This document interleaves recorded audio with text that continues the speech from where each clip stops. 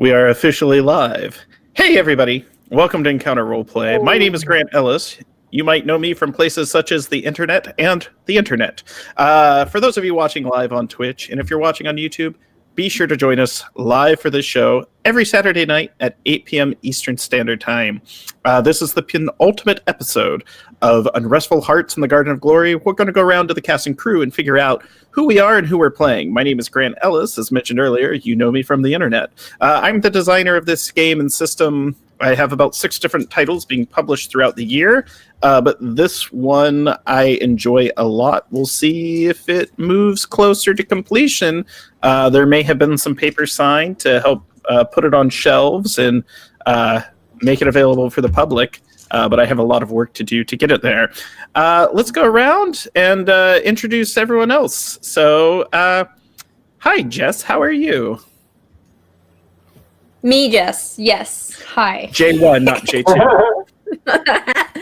Hey, I feel like it's been forever, even though it's not been that long, and I'm super excited to be back, reclaiming my title as Ser Catelyn de Wolf. Wondering how far these eastern travels are going to take me. Well, I'm excited to see what happens. And also joining us, J2, Joe, Little Cup of Joe. Hi. Yes, I am Joe today because there is another Jess, but otherwise I'd be Jess. That's not confusing at all. I am playing Ser Triste du Raven, who has recently been revealed as actually being, was it Chef Alexandra de Phoenix, Chef. I think? Yes. The real heir to the throne, who escaped murder many times and is kind of upset about it, but it's fine. Everything's great. Well, yeah, last week was definitely full of shenanigans and revelations about the sad bird, Ser Triste du Raven, and the trash fire boyfriend that is Caswin the Lion. Returning tonight as well, Poisel, how's it going? Hi, it's good to be back. Glad to be here. I'm sad I missed the last one. It sounded like it was a pretty spicy episode. And I'm excited to get back in as Chef Antimony, no longer of House Dragon for a little while. I think we're now calling it House Sphinx, the house of the Eternal Question, and yeah. Well, get ready because you're going to set the first scene tonight after a tarot reading probably throws everything up in arms. Also returning tonight, Em. How you doing, Em? Hi, I'm doing well. Excited to be back, and I'll be playing once again Cheverfilia de Lion, budding Knight of the Quill, and also said Trashfire boyfriend, probably. Yeah, that's me. Good. Well, no one. You officially stole the first kiss of the series as that dumpster fire. So there should be a record for that. I cannot believe that was the first kiss in this game. I've had a lot of slow burns. It's been painfully hard. It's a slow burn. The slowest embers. That was not a kiss of love, though. No, it's been not a loving kiss.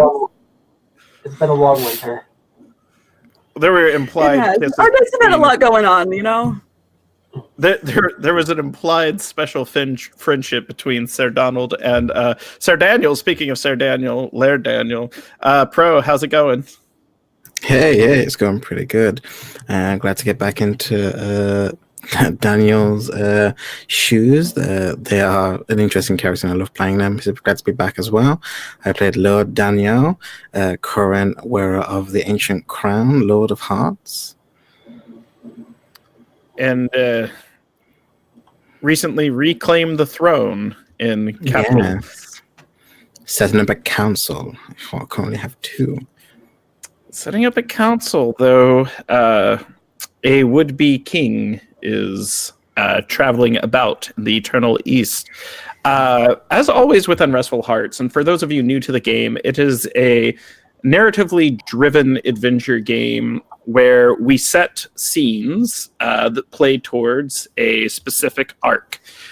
Currently, we have played through things such as the Colony of the Sun, Claude's Crusade, the Dragon Queen campaign, the Golden Woods War, the Lunar Invasion, and currently we are playing through what's called the Season of Daggers. Each phase is designed to answer questions about the world, our characters, the story thus far, and then we play the scenes to find out what's going to happen dramatically. We've had at least, I think I've counted nearly 20 NPC deaths over the course of the campaign, but all of our players are still alive, fortunately. It is a game of courtly intrigue and messy entanglements, and each game begins with the revelation of a tarot card, and I'm going to play one. And it's going to be the Page of Pentacles flipped. So let's see what's going on. Well, pentacles are dragons, yeah? Yes, they are. And the page flipped means a lack of progress, focusing on the short term. So this ties to Chev Antimony's old house, now of House Sphinx. And there were a number of dragons that came. So the way I'm going to interpret this is up north, in the land of Norfell, situated in the utmost regions of the Land Royal, where our campaign takes place, there was an elaborate defense of the land against the Lunar Republic that invaded. And it was a successful defense, bless you, by the way, a successful defense put on by, bless you again. You see that you start playing these flip tarot cards on players and their health fails and I curse you. I just feel you talking about me. Yeah. There's essentially there's been a lot of disagreements there. These blood wolves, these wolf dragons, these sphinxes, the sort of new rising power, and they're not quite building a society that looks like it's sustainable. And Antimony has sort of picked up on this. It seems as though some of the vipers from the south have slithered their way to the north. During this time of dissension,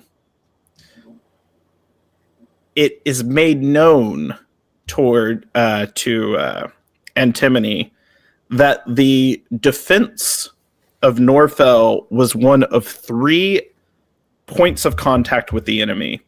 They did a triple invasion. One came through the Golden Woods, one hit the beaches of Norfell, or rather the shores of Norfell, and another attempted to bypass them, and they would have landed in...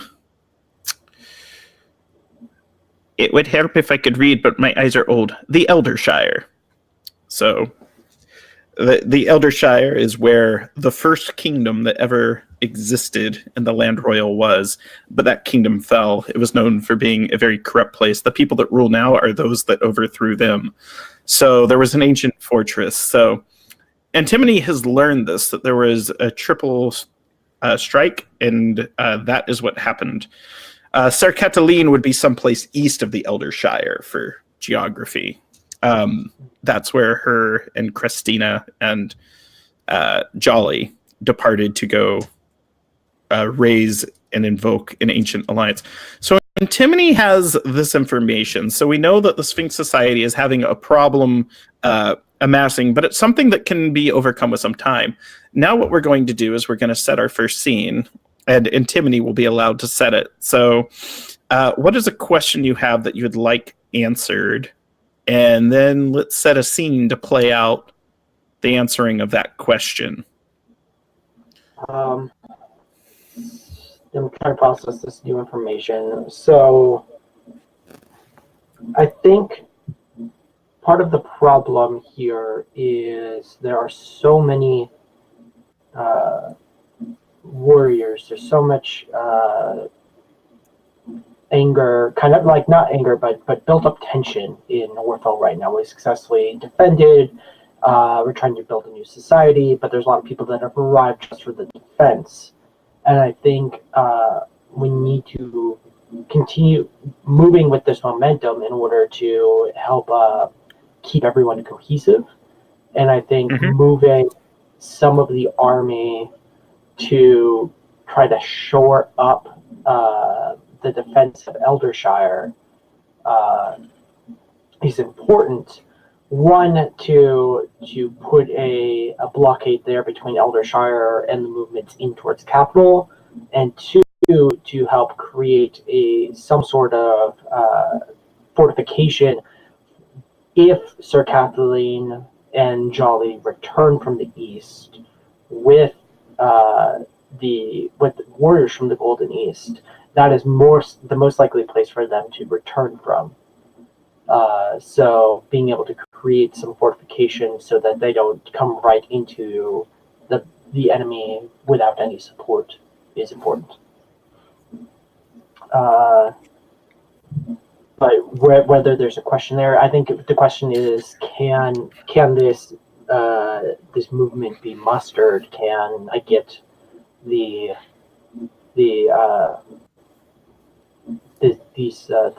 northern conglomeration of houses and warriors to work on this, to come together once again? Got it. So here is essentially the stakes. The stakes are Eldershire. Will Eldershire fall to the Lunar Republic? Because they have landed there, they've attacked it, they're attempting to decimate it, wipe it out, and march on capital. We know last week that an army that had been defeated, most likely from the Golden Woods, has returned to capital and said they're coming. The Lunar Republic is coming en masse. So the question is, or rather the stakes is Eldershire. Then the question is, can an army and a force be mustered enough to defend it? So let's talk about how Chev and Timony would like to answer that question. It'll either be a series of negotiations, a series of vignettes, or a scene one-on-one with someone that you believe could muster them. You have an ally in Ser Helena, who is known as the Perfect Knight, and is respected by wolves and dragons, lions and eagles alike. Even the occasional... I think this would be... The scene I kind of would like to see, how I see this going, is kind of like a war council in a way. Of the respected folks here in Norfell who have the allegiance of the various factions that are currently fighting in Norfell. I think one is Chev and Timony, one is Sir Helena. I can't remember if Sir Cataline's brother is still living. Atropus, yes. He's living. He also has a wife and on the Wolf Princess. So here's what I would recommend. Yeah, he's a respected leader there in the north as well. If you don't mind, I'd like each player, each other person in the game, to assume the role of a military leader to sit on the council and represent a house. You don't necessarily have to be your knight. So we could say that there is an unkindness of ravens that have gathered. There is a pride of lions. There is a pack of wolves. There is a flock of eagles. No, so we have a... You know, I deserve the side. They're from the coast, aren't they? Space Age love song plays in the background. But you know, we have an eagle's nest, and they have gathered, and I'll assume the role of Ser Helena. So let's go ahead, and I'll give some quick names. Who would like to play the lion? And you don't have to represent your normal house that you always do, but let's have a volunteer for lions. And it's okay if you want to stick to something. I volunteer. As tribute. All right. You are going to be Walding. Sir Walding. Jeez. All right. And eagles.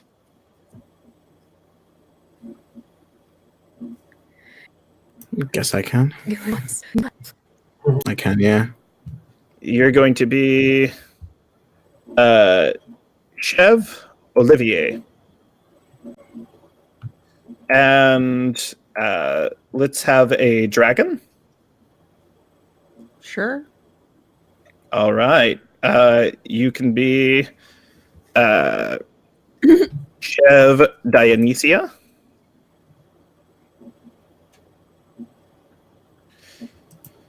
And Im, are you okay with being wolves, or do you want to be from a different house? Or raven? Wolf is fine, yeah. Okay. So for wolves, you can be Ser.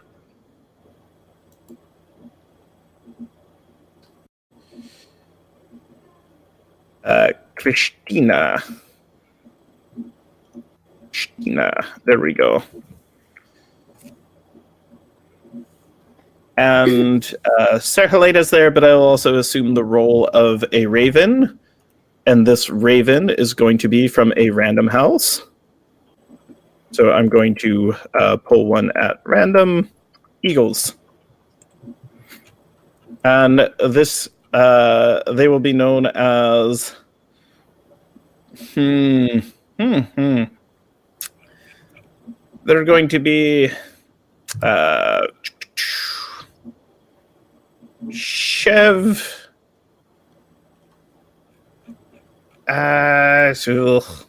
yeah, Chef Louis. There we go. Chef Louis. I am very festive. Eat cheese. Come on, D-Mix. Stop doing all that weird stuff where you do all this massive thing. All right. Sorry. It's misbehaving. So we are gathered for this war council. So each of us should come up with a demand that we have, an opinion on the approach of the attack, and what I'd like us to do is to identify the threat. So each of us is going to make up a threat about the Lunar Republic and open it up to someone else in the council to try to solve it. But Chev Antimony has to convince us to actually donate troops to the cause. It's one thing for us to say, oh yeah, we would totally do this. But Chev Antimony must be the one that persuades us to join in. And there's a bunch of different ways. You also have the assistance of Sarah Helena, who's probably trying to date you at this point. But Sarah Cataline might have something to say about that. So the council begins. Set the scene for me. Where does it take place? Describe the environment to it. I think it takes place in a covered pavilion. It's open walls, but it's over a bunch of rough-hewn tables, weathered by the recent rough weather here in the north. Right behind the battlements, probably 50 yards from the battlements that overlook the shores of Norfell. And the tables are laid out with maps of the kingdom and troop movements and papers everywhere. And there are heavy seats around, and it is not behind closed doors. There is open. It's in the open air, so that the everyday soldier can see. They may not be invited to participate, but they can be aware of what is happening with their leaders. Yeah, I almost imagine at some points it's kind of like the gathering of all the rebels, the Return of the Jedi. You know, Mon Mothma's there, being like, many Bothans died, and we're like, what's a Bothan? But yeah, so we're all sort of gathered, and anyone can sort of see. It's open. However, the leaders are at the table. So I imagine at this point, Chev Louis there with a group of ravens. There's 3 that follow behind, and these ravens call out, and they go, we have been driven from our homes, and we fight for our very survival. In order to participate in this conflict and to dedicate our masterful military prowess, we would like a position on the council and capital to be granted to ravens so houseless knights could receive a voice. Could this be granted to us? Could you use your friendship with the Antillier or whoever sits on the throne these days to assure that we would have that? I cannot speak directly for the crown, but I can say that I will endeavor to make sure that the ravens will have a voice in the council, that there will be the inclusion of all houses, and every part of the land royal will have a voice within capital, so that we can grow together again, so that we can rule our land as one people. This I will promise that I will take your cause to my heart. One whispers to Chev Louis' ear, and Louis speaks again. He says, "There is a prisoner being held in capital. This man asks for their release. Would you grant us audience to discuss it with whoever sits on the throne?" I can speak on your behalf to make the proper introductions. I am unaware of the current state of captives in capital. It is far from here and far from my mind, but I will endeavor to make sure that you have your audience. All right, now I'd like you to make a check. It's going to be a difficulty of 4. Okay.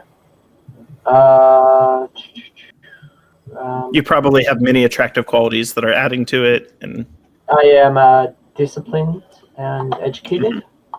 educated definitely works, and disciplined. I rolled a 2, so that brings me to 4. Good job. So yeah, the Ravens are willing to ride.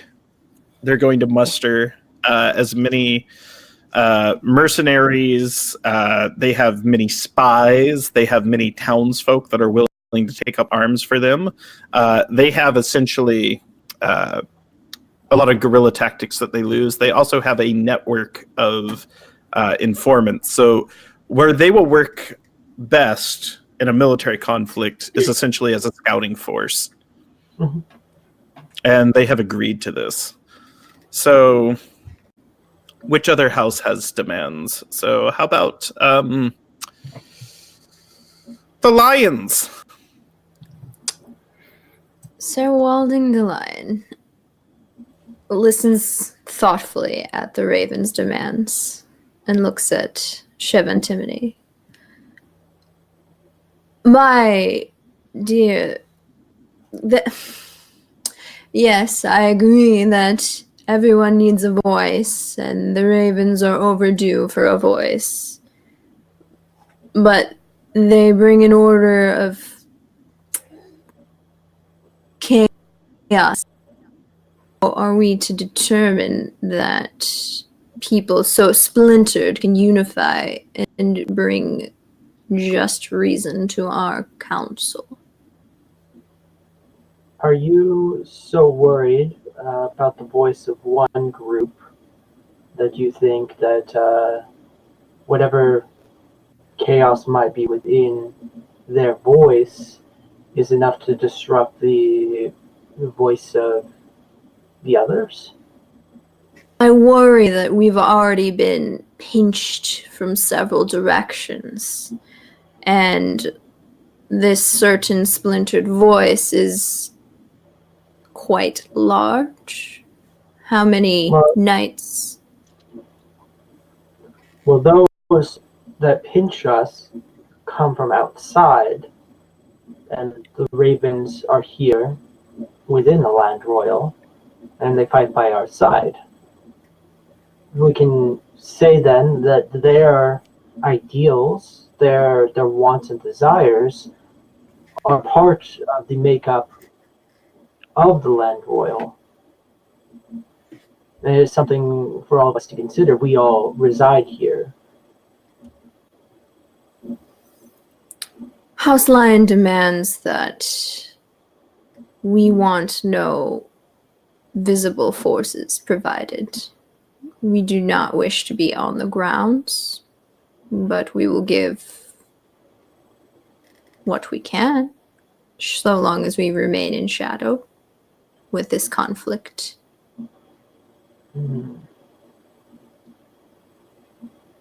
We need support in many ways.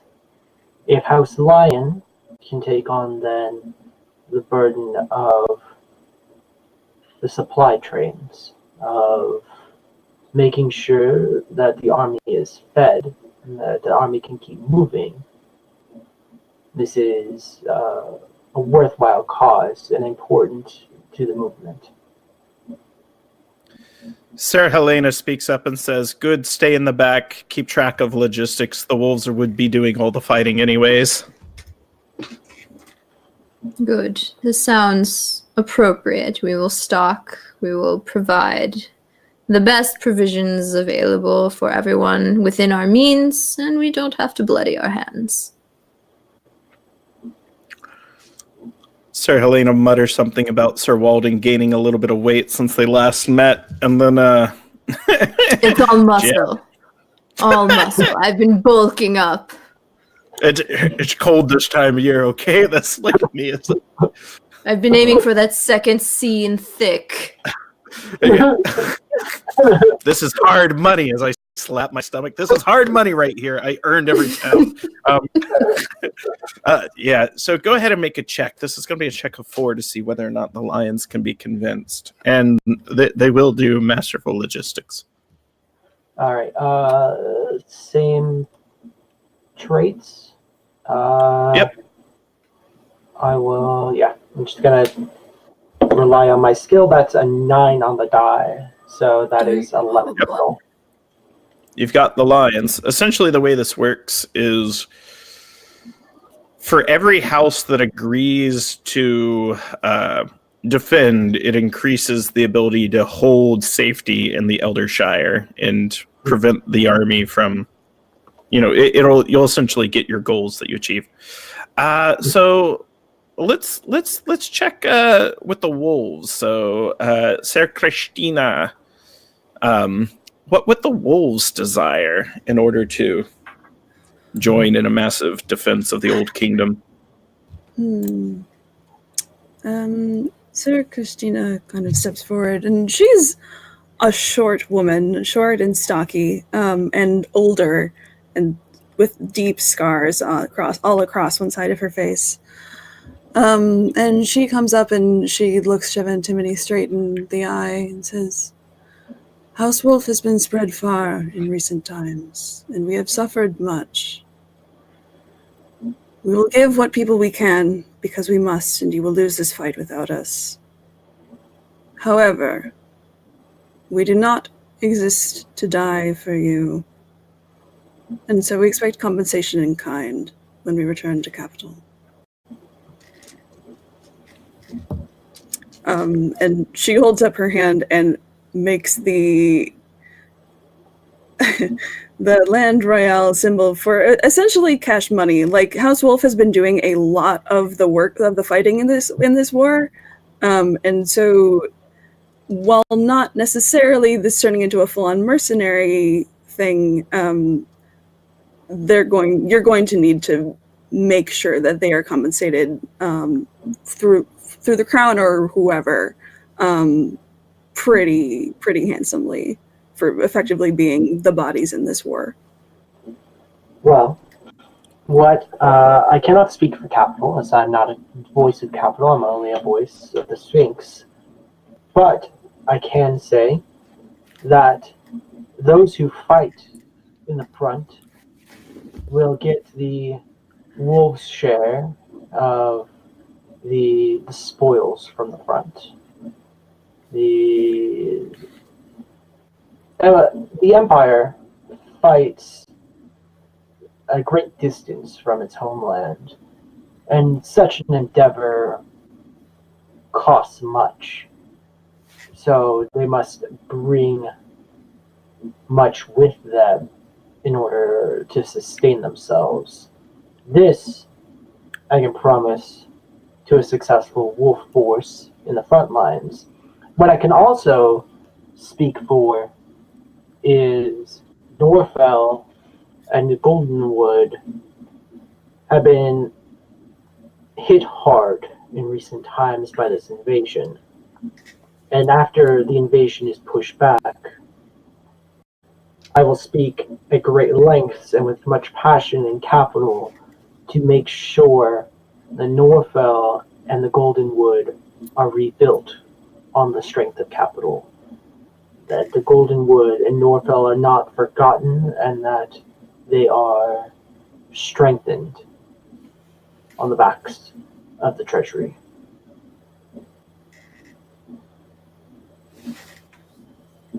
How does this sound to you, Sir Christina? So Christina leans back as if she's strongly considering this. And I think this might be time for a roll. Yeah, let's do a roll. Colden rolls. How does gonna be Helena a feel 4. about that? That's also a really good question. I would also like to know the answer to that. Okay, so the deal with Helena is not going to speak out of turn to an elder that's speaking for and behalf the wolves. She might jab at Walding. She might jab at the Ravens. She might jab at some Eagles. She's not going to jab. She is familiar with Christina's exploits. So I'm going to stick with my same traits, but also spend a point of cerebration to make sure that this is more successful. Because the wolves are who I'm most attached to as a fighting force, who I've worked with in a long history, long campaigns with them, and I really need their support in this. So I'm glad I did, because I rolled a 1 on the die, but that still brings me to 4. Thank goodness. Chev Dionysia of the Dragon House, which has gone on tough times, better times, is currently Currently very splintered, with many joining House Sphinx. And this is going to be more complicated because this is the actual Dragon House as well, and you're meeting with Antimony, who is not a member of your house any longer. I get a distinct impression they're probably not fond of each other. How close are they related? Can I make a quick attachment? I guess I would say that Dionysia is the older sibling to Dionysidoros, my squire. The dinosaur! Sorry. Well, here's what we could do that, but let's determine the proximity to you. So I'm going to roll a 10-sided die, and I got a 9. She's extremely close to Antimony in relation, meaning as far as in advance. But that's that's not necessarily a good thing.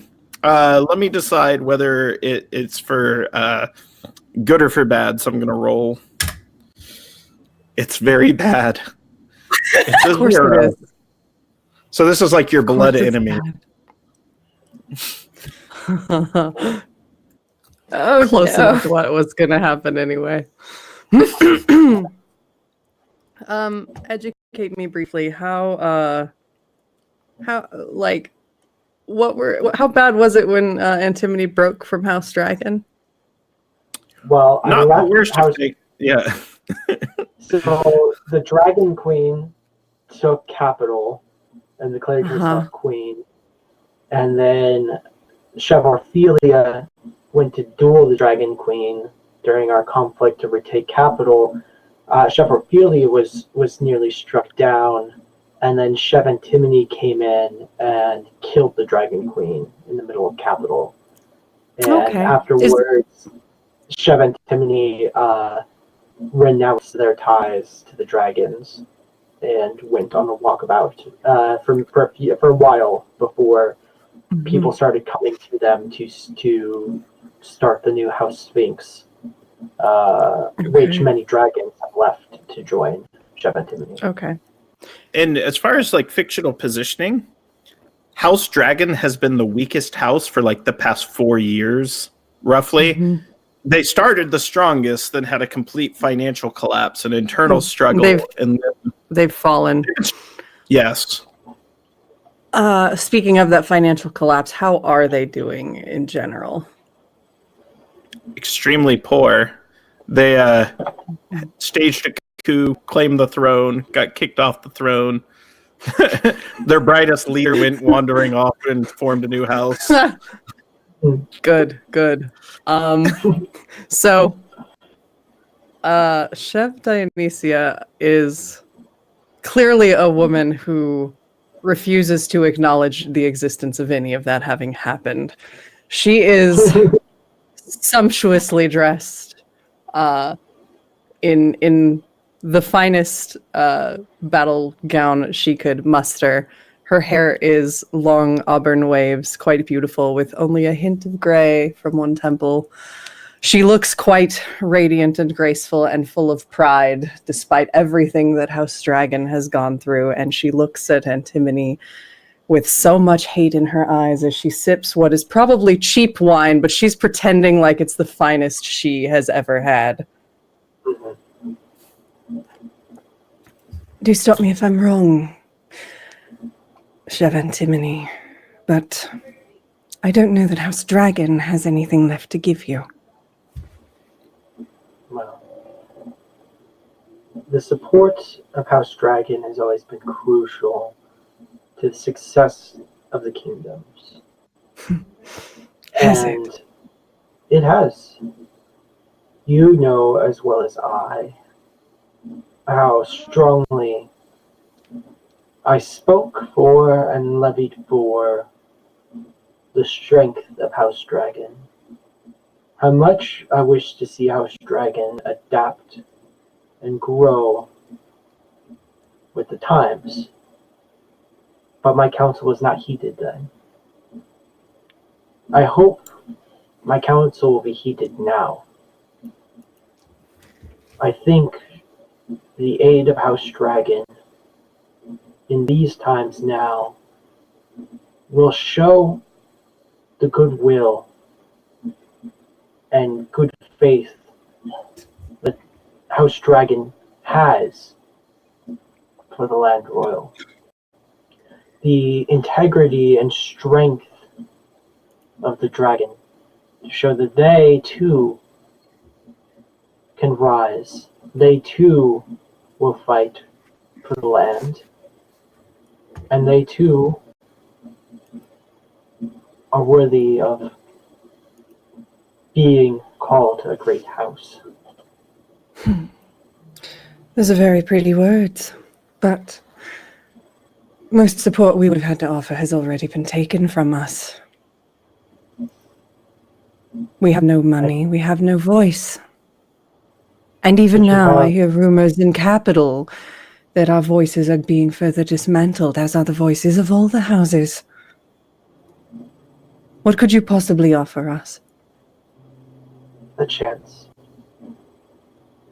You may not How gracious of you. You may not have your old ways, but you still have your strength of arm, and you still have what I think is the greatest strength of the dragons, your intellect. You wish to make of us tacticians. You, Dionysia, were trained similar as I. I remember how good you were. That is very sweet, but now is not the time for reminiscing, I think. Now is exactly the time for reminiscing, Dionysia. We must remember the past. We must remember our old lessons.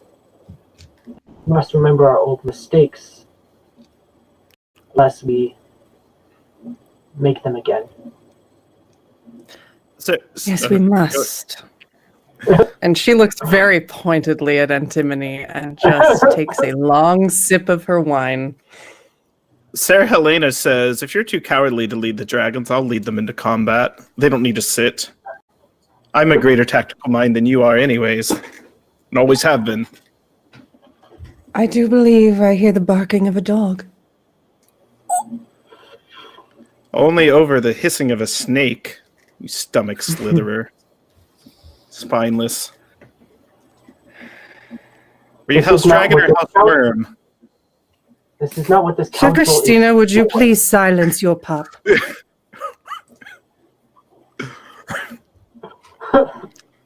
Helena draws her sword and says, I challenge you for the right to lead the dragons. Come at me! All right, so Antimony, now's the time for you to make a roll, and you get to decide how you want it. Because essentially, I don't know what that was all about, but I thought it was fun. I mean, I'm here for instead of Sir Christina, so you know what?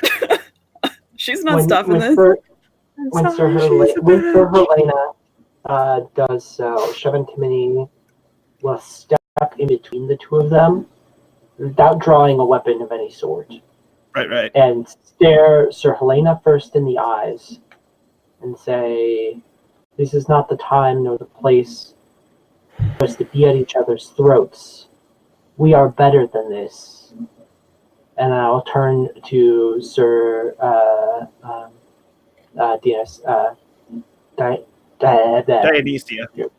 Dionysia and look at her and be like, this is how we make our mistakes from the past.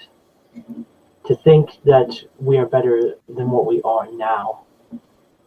You admitted such yourself. No need to make more enemies for House Dragon. You two are both better than this.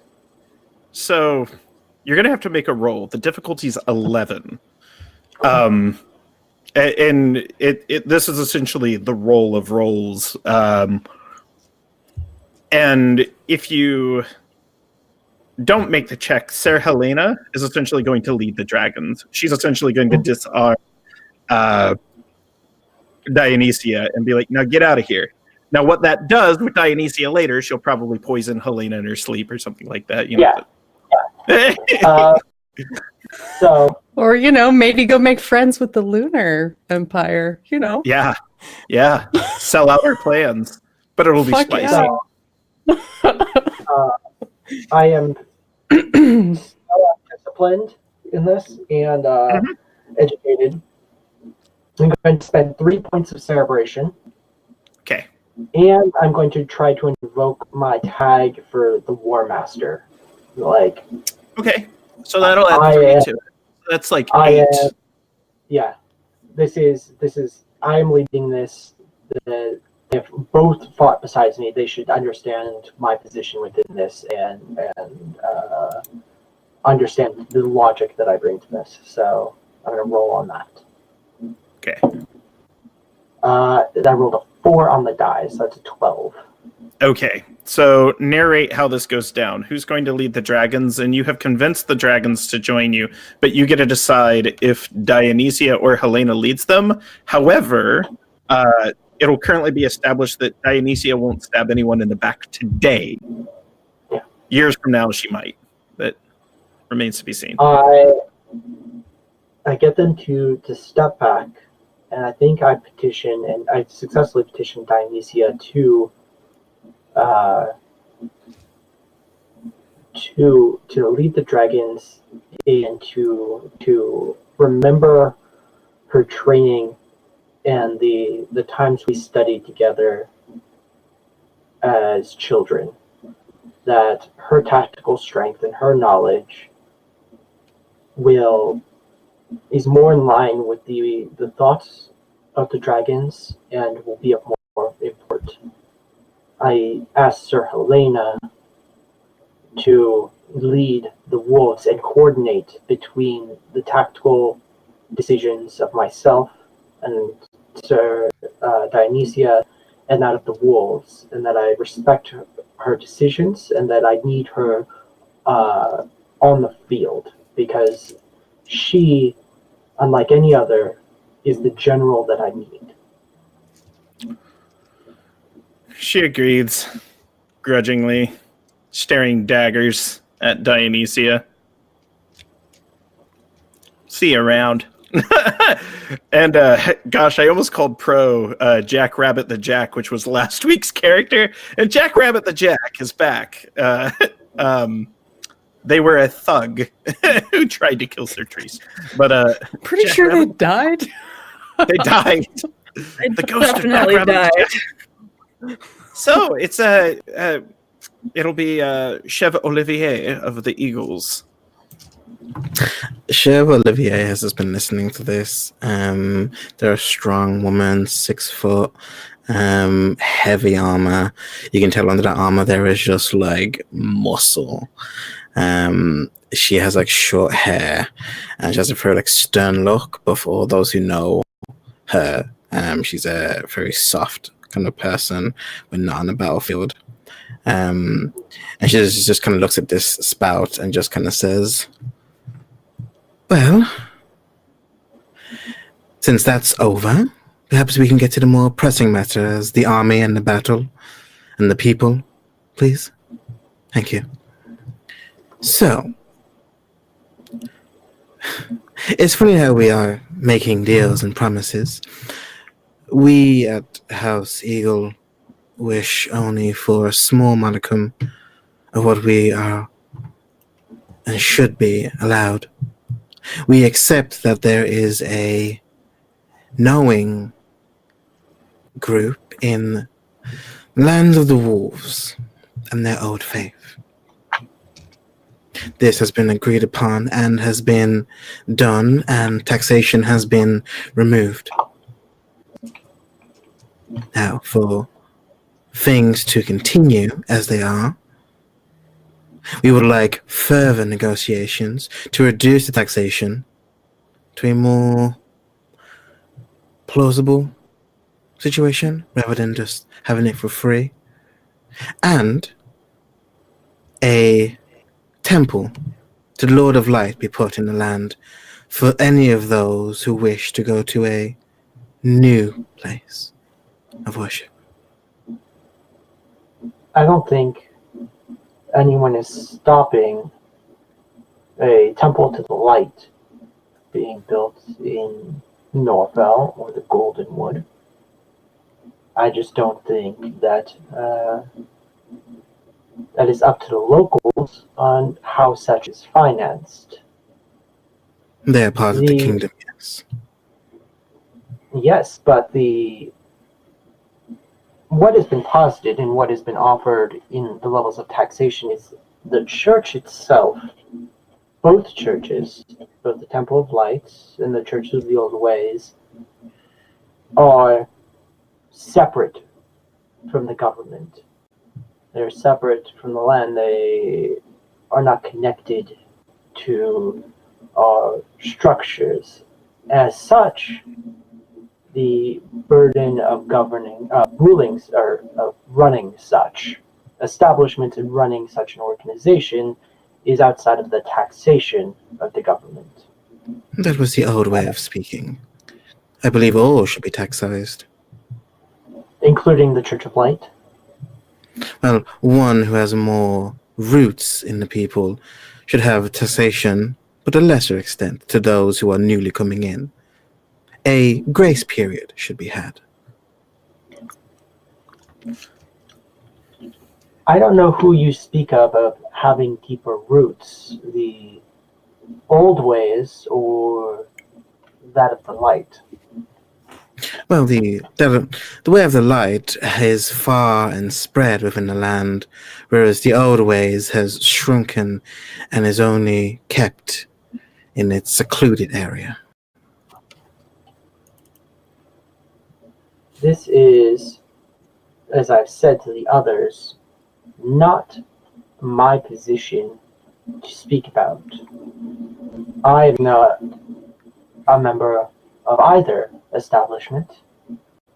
I'm not the ruler of this area. I am not a representative of capital. I am simply here trying to lead a front of all of the houses so that we can defend our land from the invasion that is coming in.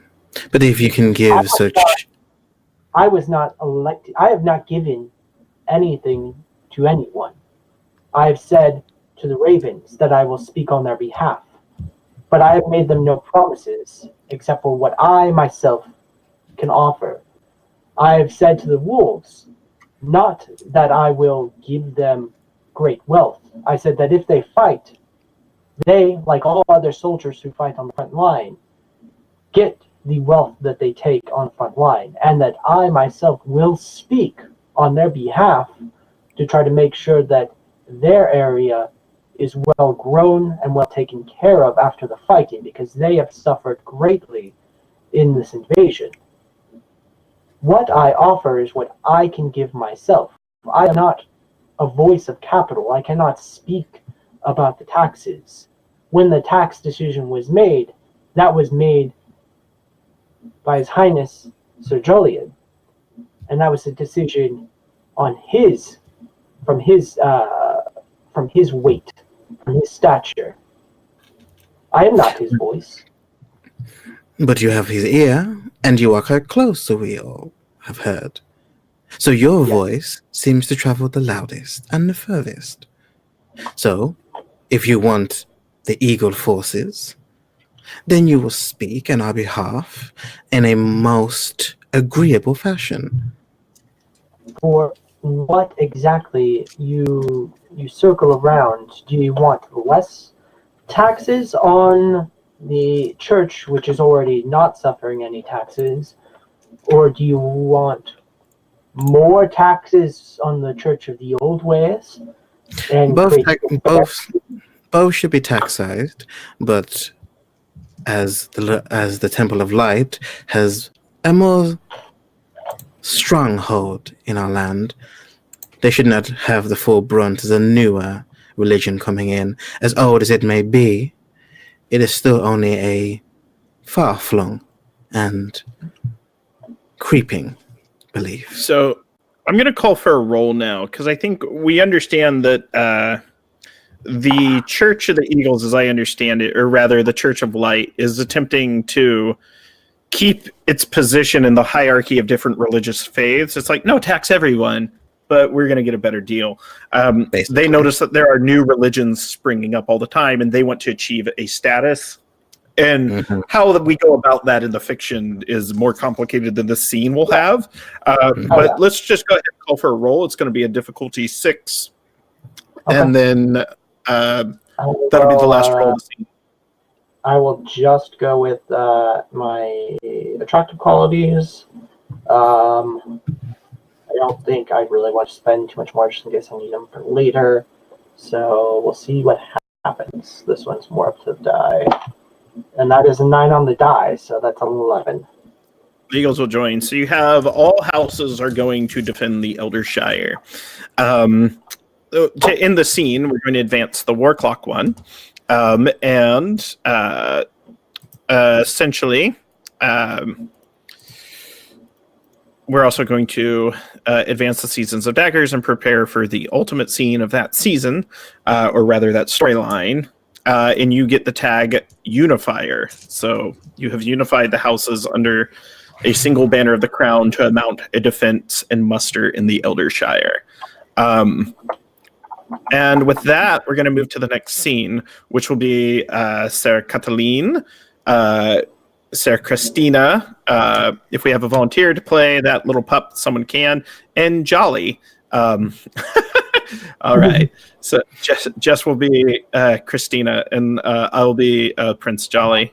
And so, if you want to play out a scene with those characters, you could always toss the ball to someone else if you'd like.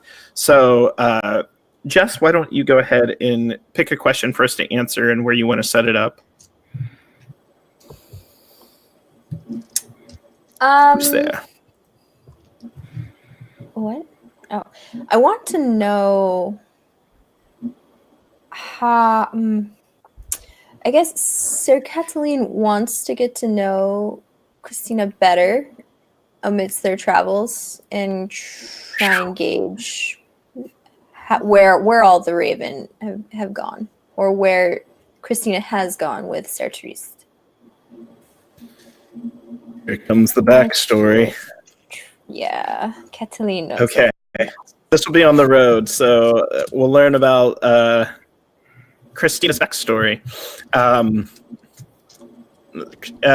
So we'll set the scene on the trail.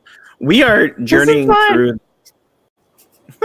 We're journeying through the east. I imagine Jolly and Christina have like this endless drinking song they've been singing for the past like 70 miles. And it's first person to drop loses, and neither's going to quit. They're both getting hoarse and drained from this constant nagging at Sir Cataline's heels. But finally, Jolly drops, and Christina wins. And so,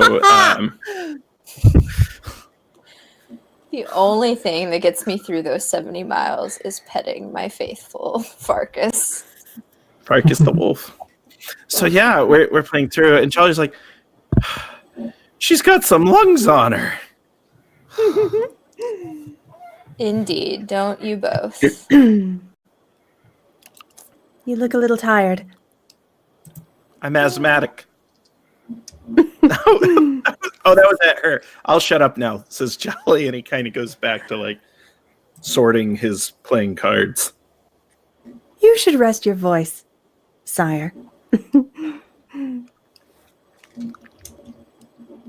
Was that entirely necessary? Did you enjoy that? I don't understand you. Well, it wasn't necessary, but it was fun. Besides, a long time on the road, silence is boring. If you say so. I imagine you've spent a lot of time on the road. Yes, a lot. And in silence. Sir Triste doesn't really like to sing very much. Have you traveled with Sir Triste long? Years. You don't look that old yourself. How long have you traveled? Well, I was really quite young when we met.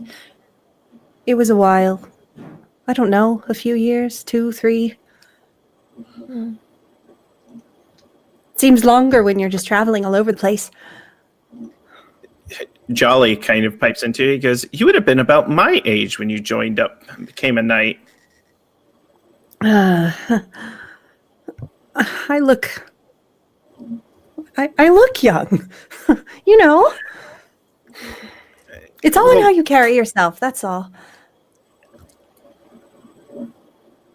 Those who travel years on the road do not tend to keep such a light-hearted nature about them.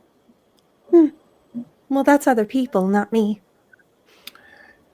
So, I never saw you at any of the Lions gatherings. Myself and the Antillier often would induct different squires into their oaths and knighthood, and I don't... Who were your parents? Tell us about them. Were they kind? Were they wise? Were they ferocious? Of course. Most of those things. Well, they were ferocious to other people, not to me, of course. Mother was very sweet, and father was very strong and a good role model. What deeds did he perform? Well, and she sort of pauses, looks a little, sort of casts about to the scene about them. Well, he... Sorry, it's been a while since I saw them, but... Well, I apologize for prying. It's all right. I don't talk about them much. We didn't really part on the best of terms. It's a bit of a sore subject, that's all. Triest is awfully, what's the word? And he kind of pulls a cloak over his head and like pulls something up over his mouth and pulls out a sword and is just kind of like trying to be as terrifying with it as possible. You're not like them much at all. Dour? Dour! Triest is a dour individual. What a splendid Yes. word. Yes. Well, they've been through a lot, as I understand it. They don't like to talk about it, but you can see it in their eyes. And, well, I liked traveling with them because they would do good. So we would stop and we would help people, and they wouldn't always do it just for the money unless they needed it. Oftentimes For what not. reason do you fight? For what reasons do you travel? I would follow Triest wherever they led me, to be quite honest. Okay.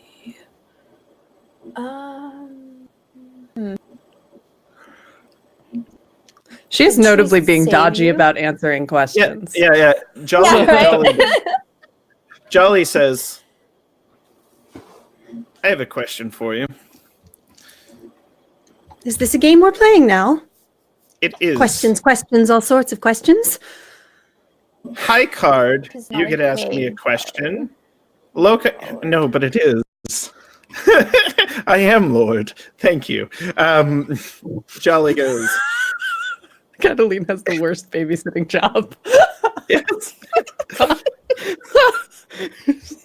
Just why? I bet I can throw a card farther than you. And I bet I can juggle better than you. And I bet I can balance this knife on my finger better than you. And he's writing and he's starting to do things. He throws a playing card, it zips out and almost boomerangs back. And he juggles. He goes, do you know any tricks? Any tricks? Oh, Well, I don't. I've watched you fight. You don't fight like a lion. Your technique's different. It's more like Sir Triest. Well, of course, most of what I've learned has been from Sir Triest all this time. Lately, we travel together. Who was your mentor when you first took the O's before you left to join Sir Triest, though? I've watched Orphelia fight, and she definitely has a lion style despite being trained by Chef Beatrice. Yours seems raw, quite different. And she pauses for a moment. Interpret this how you will, but the name sort of comes like blurted out almost suddenly, like she just grabbed the first name that occurred to her. So You studied your Agrippa. Caswin! Ah!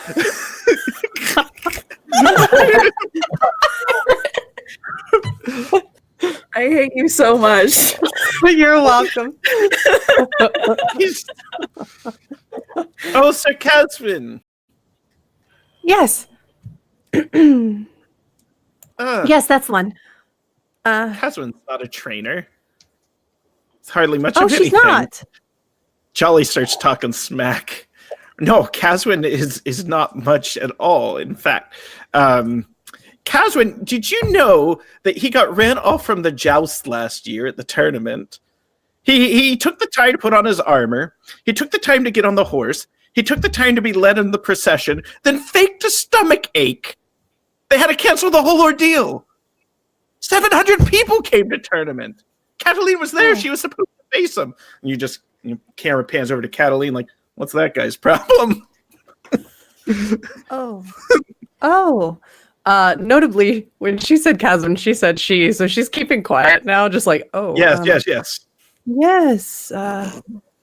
Oh, I didn't realize Caswin had such a reputation. Well, Triest is quite skilled. I don't know what house they came from originally, but they know their work. You know, And I aim to follow. I admire Sir Triest. I admire you for following them. Triest is strong, quick, cunning, not afraid to do what needs to be done to protect crown and kingdom and those they care about, so I've been told. It's all true. What do you think, Though Kathleen? Oh, go ahead. Go on.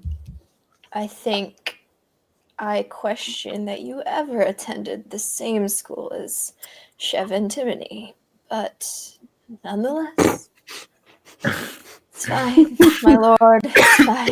Kathleen, you know 100% at this point, Christina is not a lion and did not train under a lion. You would know this by now. Mm-hmm. Oh yes, But I'm who she watching is all or the who fight she's from? styles. Yeah. Yeah.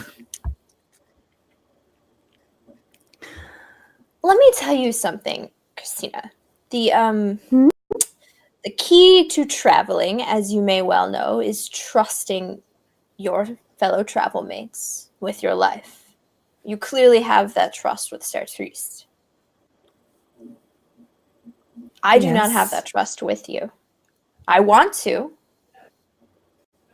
but your jovial nature tells me you hide something. I will not tell you what I know from your language. I want you to admit it to me. I'm too cheerful, so you think I'm lying. That doesn't make any sense. Your language, your history, your mannerisms do not line up with what you say. You don't think I'm a lion. It's okay to want to be a lion. They are noble. They are great. I've known Chevorphilia now years, and she's growing up to be quite amazing. You, not the same amazing as a lion. That's a very nice way of putting it. Sir Kathleen doesn't have time to mince words. Like, tolerance is I mean, gone. it's definitely better than what I thought was about to come out of her mouth, which was, "You are not amazing." Jolly interrupts her and it's like, but you're amazing to me. And then it's like, oh, he's just like. She blushes a And little. sharply look at Jolly. I'm like, keep your heart close to you. He scoots a little closer to you, then goes, oh, and then scoots away. He's like, I'm so confused with all these feelings. Like pirouettes away. So many feelings. What? What is happening here?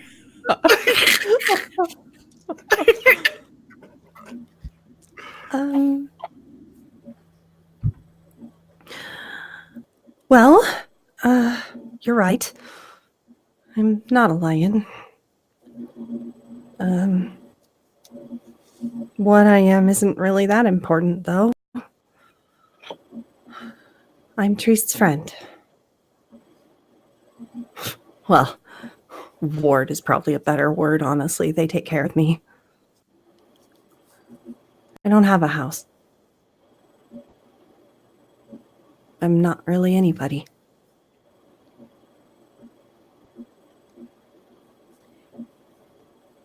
If I've learned anything from my travels, a house, whether you have it or disown it, or have never had one, does not define you.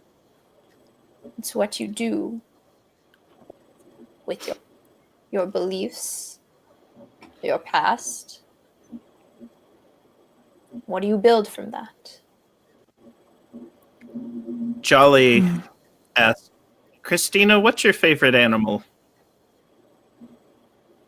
What? Mine's flamingos. That's kind of What's a a pink, flamingo? weird-looking bird. It's this. What? He pulls out like a little picture, and he has this weird, awkward, like medieval painting of a flamingo. He goes, "I carry this with me. It was the most extraordinary creature I'd ever seen. I actually stole this from the Intramuros. Don't tell Antimony while we were there." But I love this bird. What's your favorite animal? And she thinks for a while.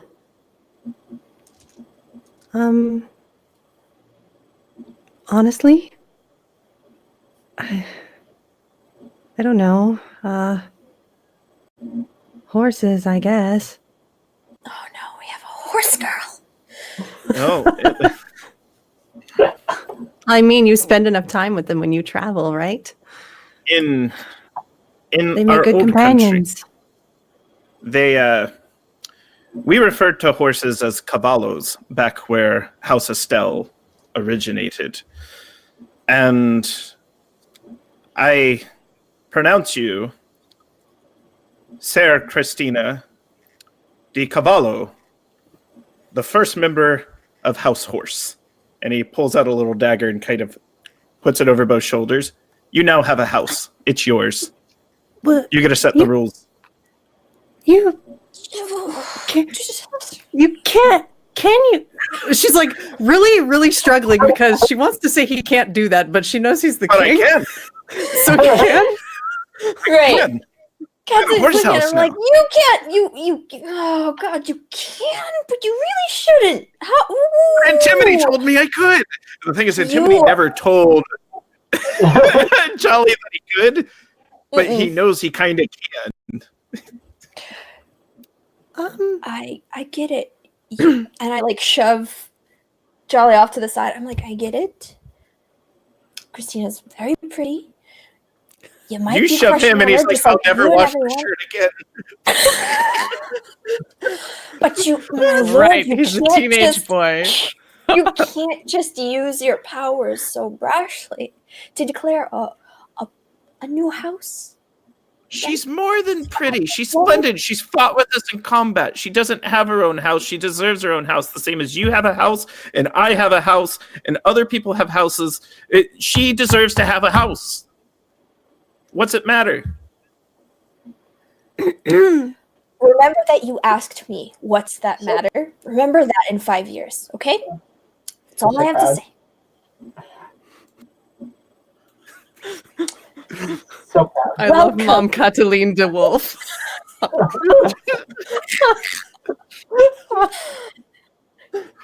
Jolly. So yeah, Jolly just made a house horse. Okay. Nay. And he gave it to Christina.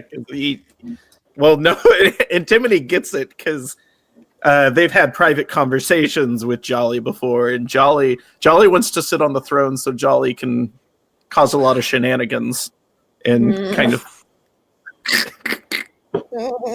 He, Tear down the system. Well done.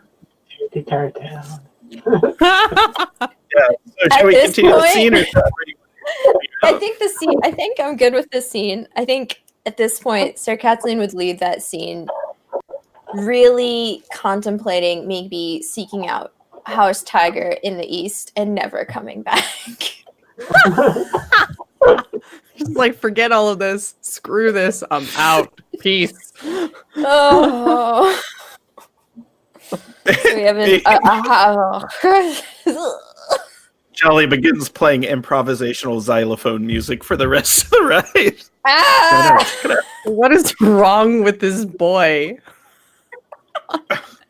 This dagger trick wielding boy. Okay. He's got some plans.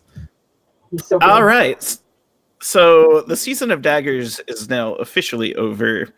And it is officially going to be the revolution clock resets. But the war clock has progressed significantly.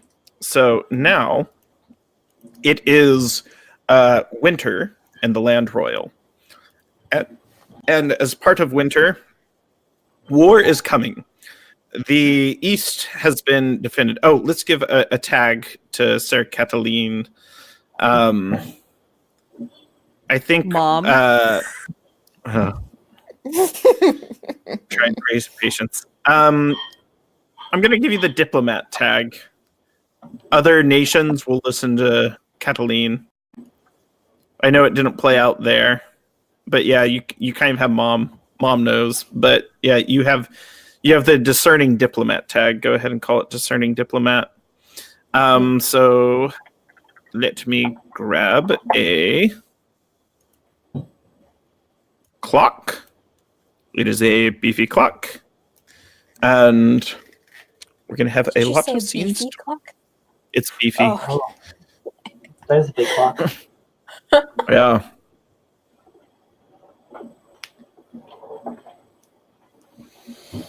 The War of the Final Winter. And we get to have a scene. Who would like to set the next scene? Anyone can take it. Or I can take it. Just all right. I would. I'd like to have one with Trist in the capital, just to see what they've been doing and building for the time that's been going on. Okay, so let's see if we can define this. Who all is currently in capital right now? Did Orphelia make it back? Is Beatrice there? I know.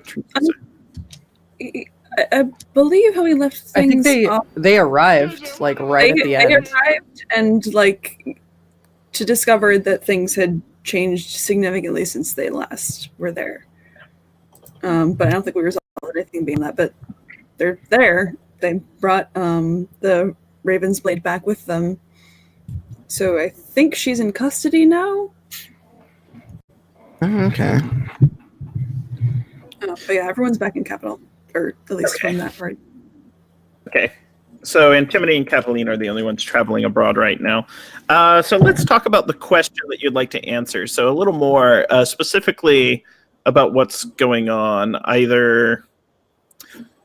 What you either want to learn about her or from her as it relates to Danielle's story. Well, I kind of want to see how they've been running things, because Danielle is the Lord, but as we've established in the fiction, is very good friends with Trist, and kind of want to see how things have been moving with that kind of discussion and I suppose those ideas going through and how to kind of change capital and the ways moving forward. During that time now, because we never really did it back when I was healing, because I said I was going to do it before, Danielle would have sent a messenger bird off to the land where Catalina is going to ask for aid, because they haven't had a chance to do anything yet. All right. So where do we want this scene to take place? And is there anyone else we want to be there? Donald's probably working around. I'm happy for anyone to be there. If Ophelia wants to be there as well, I think that's fine. And Poise will post a question in chat, which I'll read out loud. Can a Raven messenger arrive to Sertrice at some point during the scene, letting Sertrice know about the movements of the army heading to Eldershire?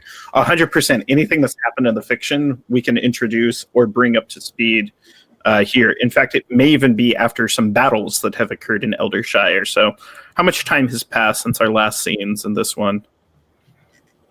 Maybe a month or two. Feels like Couple months. From fall into winter now. Mm-hmm. Yeah, give it a couple months probably. Yeah. Got it. Some good Armies time take a while to move. Mm-hmm. A few skirmishes.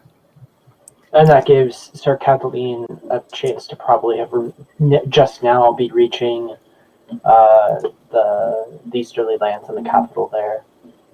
Mm-hmm. That pacing. So who all is in this scene? Anyone can sort of jump in, but it's going to focus on what Triest has been working on. Did I understand that correctly? Both Triest and Daniel, I suppose. Yeah. Okay. Basically, it sounds like how they are working on Sir Daniel's plans to like dismantle the structure of the houses and do more of a council egalitarian kind of setup. Got it. So, and the stakes for the scene, there should be some stakes, is essentially, I think, I would say the support of the new leadership in the council, how it's going, because life was one way and now life is changing for everyone. So we can sort of play out the scene. We'll see if we need to make any checks or not throughout it. So where does the scene take place? In like the council front room area, I guess. Okay. And this is like a private discussion, but I think I can see that. Private discussions in this game? Nah. No. Yeah, we'll try it. So go ahead and start the scene. So after you've felt that you've discussed your events well enough and we've determined whether or not the people are supporting you or not, we'll move to the next scene. But go ahead and set the scene for us. Describe how it looks, the time of day, and we'll play to find out what happens. I think it is midday, and the sun is kind of shining into like the meeting hall, and Danielle is kind of coming into this meeting hall in full armor. They rarely kind of go around without it after the assassination attempt and just battling and everything's upheaval. And there is a concern on their face, not like tired, but it's like kind of worry and unsureness. And I think do you want I think the priest is there. I forget his name. Sorry. That guy who gave me the crown. Oh, Ambrose. Bishop Ambrose. Yeah. All right, so I'll be Ambrose in the scene. Yeah. Daniel kind of walks in and just kind of looks towards Triss, who's in the full fucking Ravenish suit. And just kind of says, Oh, right, those guys. yeah, oh god. Flashbacks. So I'm sure not tearing down the tapestries today. No, that was yesterday. So these scumbags they're lurking about are Diggory, Masson, Jory, Uther, Sinan, and Kinwin. They are ravens. And Our they good looted murder hobos. Good day. Yeah. Okay, you have to keep like checking their chambers for like shiny cutlery. Yeah. Triss does what she can to keep them in line. Daniel kind of goes up to you and kind of sits in like the seat and is just like, well,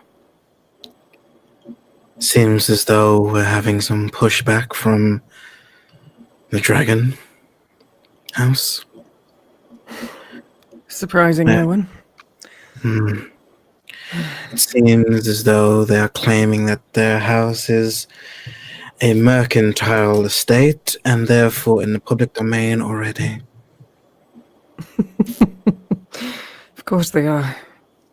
Well, if that is the case, then they would not object to having their titles stripped and being incorporated into the public domain properly. That's what I was thinking, but with the current situation, I do not know if we have any true allies here. If they would try to set another coup with the people.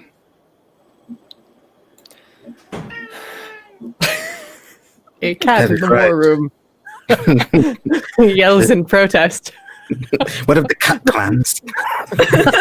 My messenger cat has burst in with an important message. As the cat jumps on the table, Sir Triest just sort of pets it gently, and that is unfortunate, but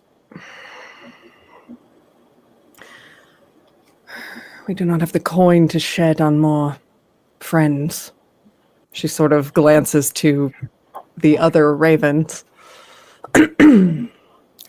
Yes, But- I believe the coffers are coming low. Indeed.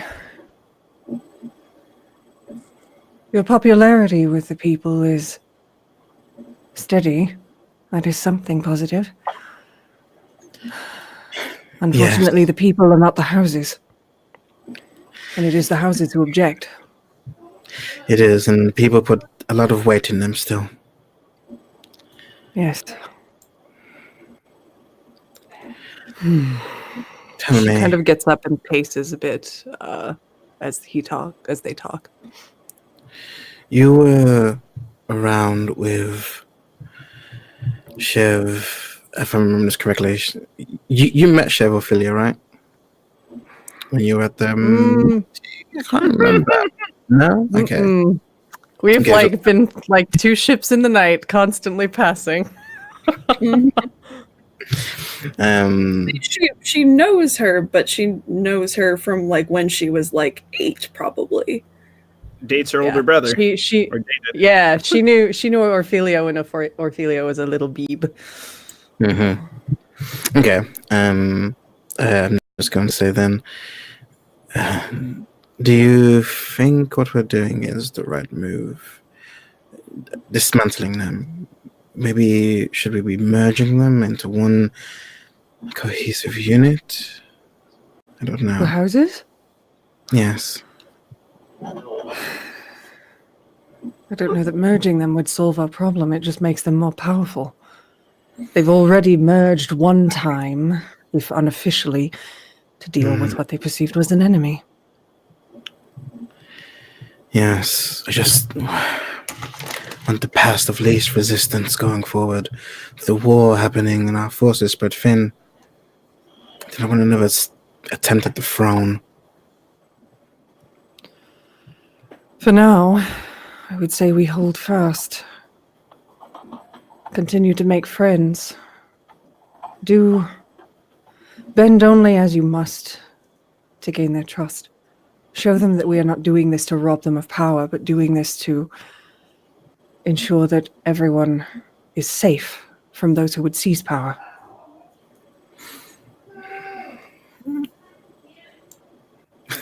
The army rises against us. They're real mad outside. Danyada says, what of those in houses who have done past crimes but yet have not answered for them because of the chaos? Oh, that's when your ravens are speaking up. Houses can't commit crimes, only people can. It's written in the law, as they're like licking their fingers because they apparently have been helping themselves to some fancy cheeses that happen to be. Did you not already have your food for the day? We've had some food. There will be much more food, I assure you. That is not free for the taking. That was for the council. Oh, well. They kind of look around and they like swallow hard. They're like, sorry, Trees, it's just all this diplomacy works up an appetite. Yes, I know. But next time, just have the courtesy to ask first. Sure thing. And they like open their jackets. She's just like, I will make knights of you yet. Yeah, one opens the jacket, pulls out a baguette. Another one has like a bowl of like soup that they've been smuggling. They're just like, well, this will keep us quiet. Sorry, we won't interrupt again. However, how's the coming crops? Yes, You know, of there's course. a cook, right? You can just go to the eating area. He told us we're not allowed to come back. What did you... Never mind. I don't think I want to know what you did. I'll ask the cook later. They seem like nervous when you say that, and they kind of like lurch their way out. I am sorry for them. I'm going to say that another raven is entering the room as they leave. Is it Meliora? Yes. Describe her to us.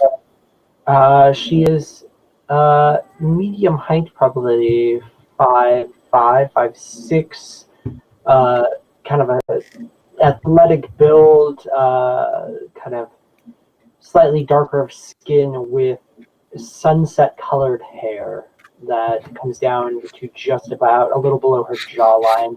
It's kind of all off to one side, like with the sides shaved on both sides.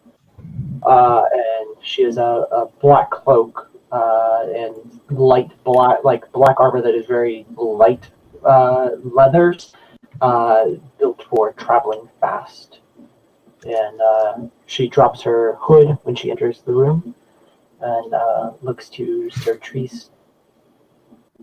Sir Triste, I bring news from the front. What news have you? Well, I come from the army moving on Eldershire. The front being led, the coalition of houses against the invasion of the Lunar Empire. We have taken a small ruin, an old fort on a hill in Eldershire, but the movements of the Lunar Empire are they are entrenching themselves. Chef Antimony of House Sphinx sends me to deliver a message to the capital. I see. Well then, apart from your movements in Eldershire, what other news do you bring? The defense of Norfell was successful. The Lunar Empire was repelled there, although I fear that they have made landfall as well in the Golden Wood. But the rumor is that the guerrilla tactics of the Golden Wood are slowing their progress. The Eldershire is the current battlefront here in the land to try to hold them from advancing further on capital. Chef Antimony says something about needing to make sure that there is a place for East to land if they are to come. I see. She'll kind of glance toward Laird Daniel. Well, the news only gets better, I see. Yes, it does. You may go. Thank you. She will leave a scroll that has the movements and a note from Antimony there. Triste will go and collect them. And she hands a second one to Sir Daniel. That is, there's a small note that is, he said, or they said to, if I saw you, Sir Daniel, to hand this to you. Who? Chef to me. Right. They take it. Oh, God, slowly. Does it explode? Dual? Why no? Why N? Will you do me? Pokemon fight? Short, comfy, and breezy. I like to be out on the road.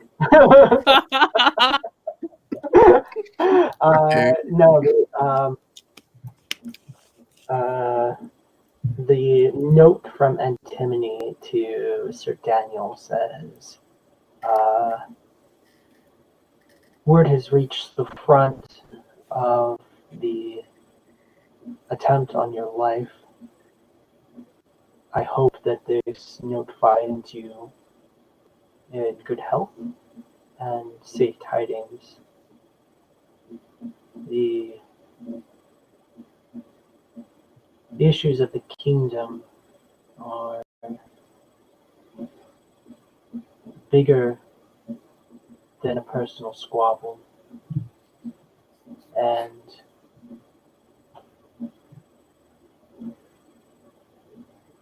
the support of capital is needed on the front.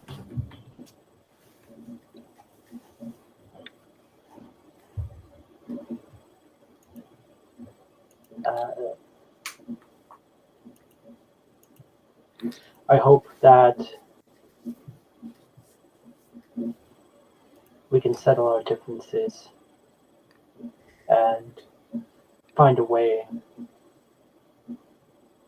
to mend broken roads. Antimony.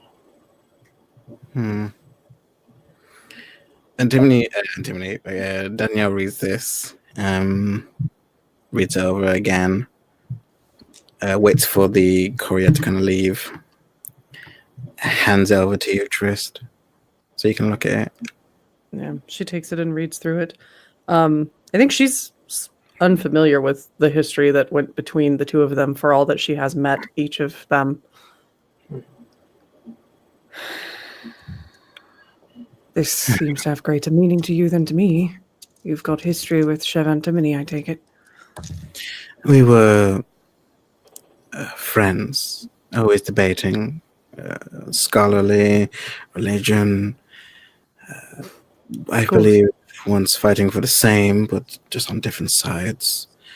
I don't know what they're thinking now, but you've met them. I have. What is your take on them? They are insightful, curious, perhaps too curious for their own good sometimes, I think. But well-intentioned, I suspect. Mm-hmm. For the years, I kind of felt that they were manipulative, underhanding. And I do not doubt that. I believe they have a bigger plan. I do not know.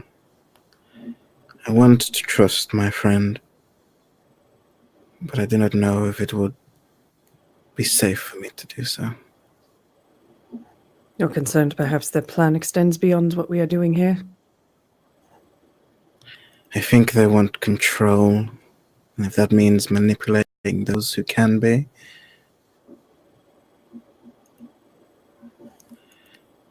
I don't know. At that very moment, Donald knocks the door open, and he nearly collapses. He's hit it so hard. And he brings himself back up. And he just shouts, "Sir Helena is dead!" And she is. Sir Helena has died. She was found poisoned in her tent. What? It hasn't even been a year! What? I'm not ready. What is the meaning of this? Where did this news come from? The front. I heard it. I heard it myself. I have From who? friends on the front lines. There's a quartermaster that I meet to resupply the lines. You know, I'm good for dragging wagons and stuff like that. And he informed me she was found not long ago in her tent. It appeared to happen internally. She ingested something. Who would do something so dishonorable? Well, not only Is that. she the only one? Is she the only one who's died? Well, many have died out there. She was the only one that was poisoned. But we found signs. And Donald gets into like this whole criminal forensics thing that he's known to do when he's around Daniel. And he goes, all signs. Yes. He's like, all right, let me. Excuse me. I took the following shoe imprint. No, I cast the footprint of the boot. No, he says, our scouts intercepted 5 Westfolk from the Emerald West that had infiltrated our camps. You know, they're kind of roaming, marauding bands. Well, it appears that the Lunar Republic has friends. They're friends with the West. I knew it. This is what I feared. This is why, Trist, Why I was trying to get Lunar Republic on our side. Now we have a war on two fronts. And inside, apparently, I'm very concerned for our friends that are out there on the front lines, but I'm concerned for all the troops. Yes, it sounds as though we've got a snake in our midst somewhere, dispensing poison. No one would. Yeah, Donald just kind of like breaks down and like leaves in a fuss because he's like, they wouldn't dare face her by sword or face to face. They used a deceptive and cowardly tactic to take her out. It is deceptive and cowardly, but it is effective. That is the thing to remember. Yes. All you need is to win, some feel. Indeed. We cannot, as much as I wish to, give more forces. If we do that, it would only leave capital weak. Indeed. We should send someone, but we cannot send numbers.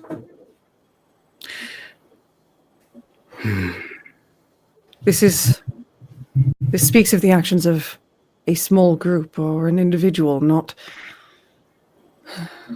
a larger conspiracy than that, but we must root them out and deal with them as they have dealt with Helena. I just wish we knew where to start. Who is paying them off or who's corresponding with them? We haven't much coin left, but we could use it to find friends in the right channels if you will allow me to do so. You feel it's the cat clan you speak of. Why, yes. All angels are crying. Why, yes, the cat clan. There's one here right now. Daniel just says, well, I trust your judgment and I trust you.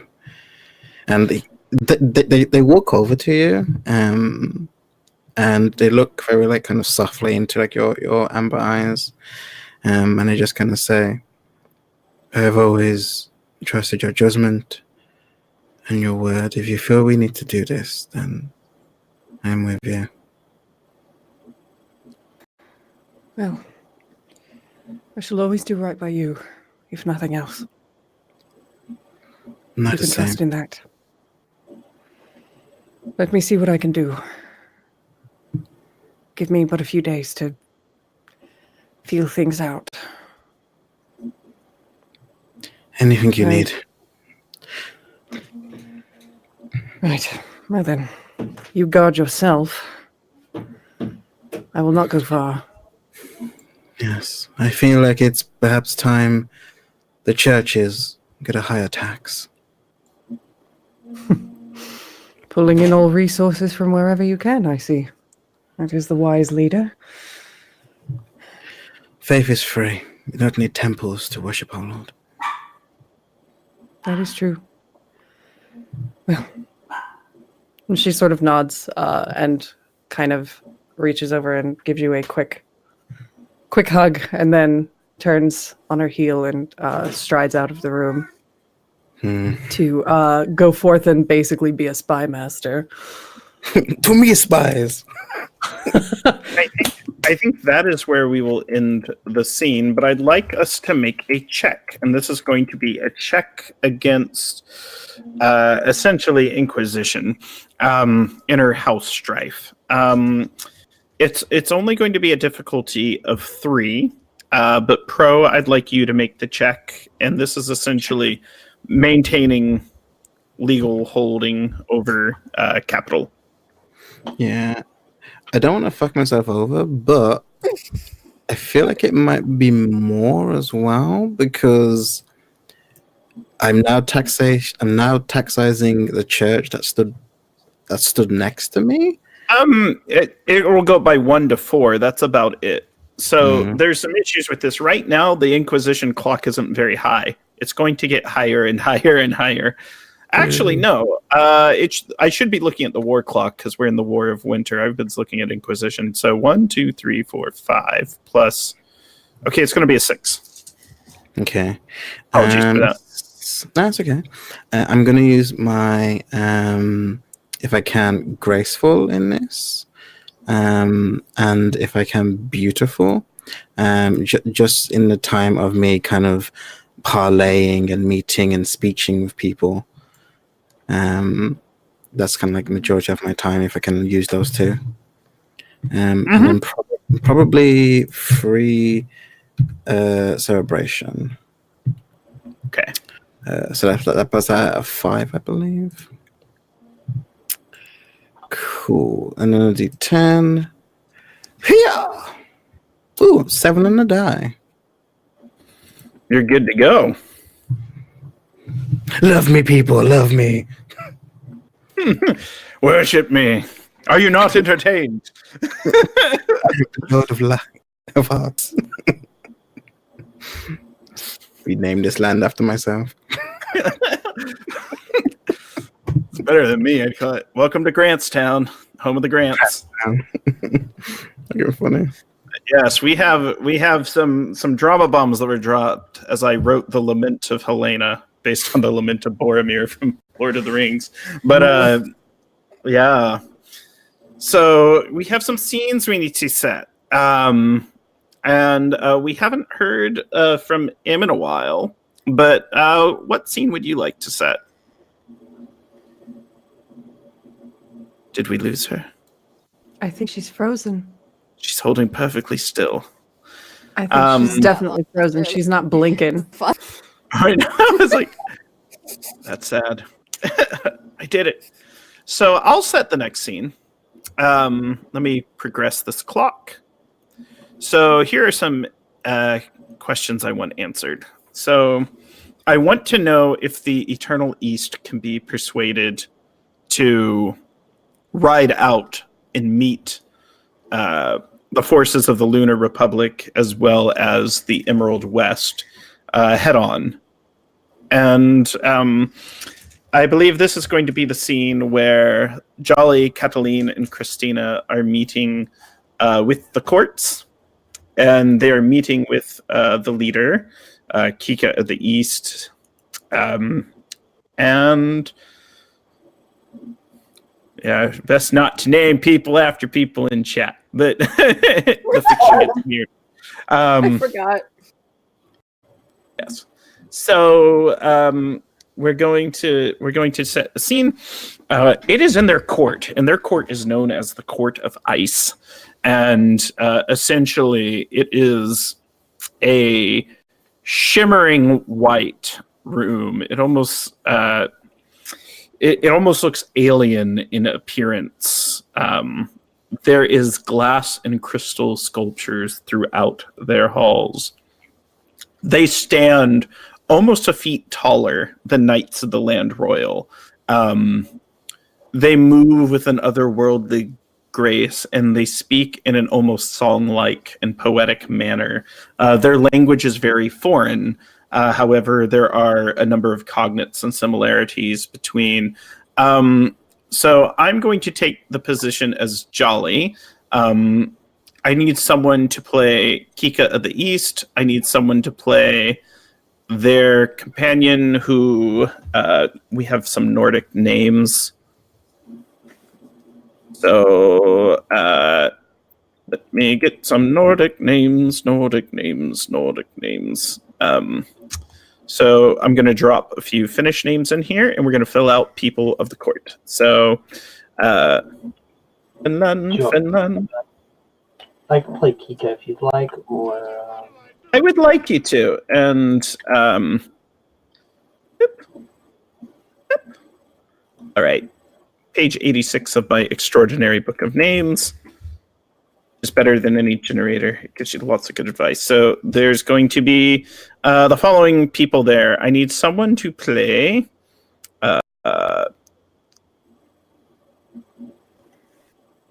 Johans, and I need someone to play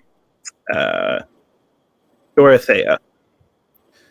So, and I'll tell you what they are in charge of. So, Johannes is essentially the head of the military. Dorothea is head of essentially the ambassador. And they are in charge of all diplomacy and internal domestic affairs. They're kind of like the chief judge. Kika is the nobility, the noble house. So Johannes, Dorothea, and Kika. And they are there. We are essentially inside their crystal glass palace. It is shimmering white. We have been granted an audience. And I went to see if we can pull this off. So we have one of our greatest warriors, Sir Cataline. We have our little lion squire and Christina, who's not so much a lion. Our horse knight. Knights are horses on a chessboard, right? That's probably Jolly's excuse. And then we have Jolly, the Prince of Daggers, and so we are meeting. So. Pro, will you take the role of Johan, head of the military? Yeah, I can do that. Okay. So it begins. Before we go in and grant the audience, Jolly looks to Cataline for support. Cataline, confession to make. I've never talked to other royalty before. What am I supposed to do? I already knew that, my dear Jolly. You've studied for this, I presume. I certainly hope you've had many a conversation with Shiv and Timony. My advice for you is speak less, listen more. Do not act, do not emote until it is absolutely necessary.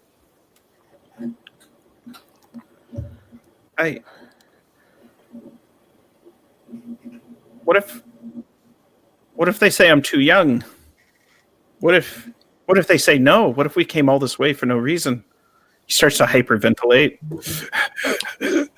Age is but a number. Will, pat him on the back. Oh no, he's gonna hyperventilate more.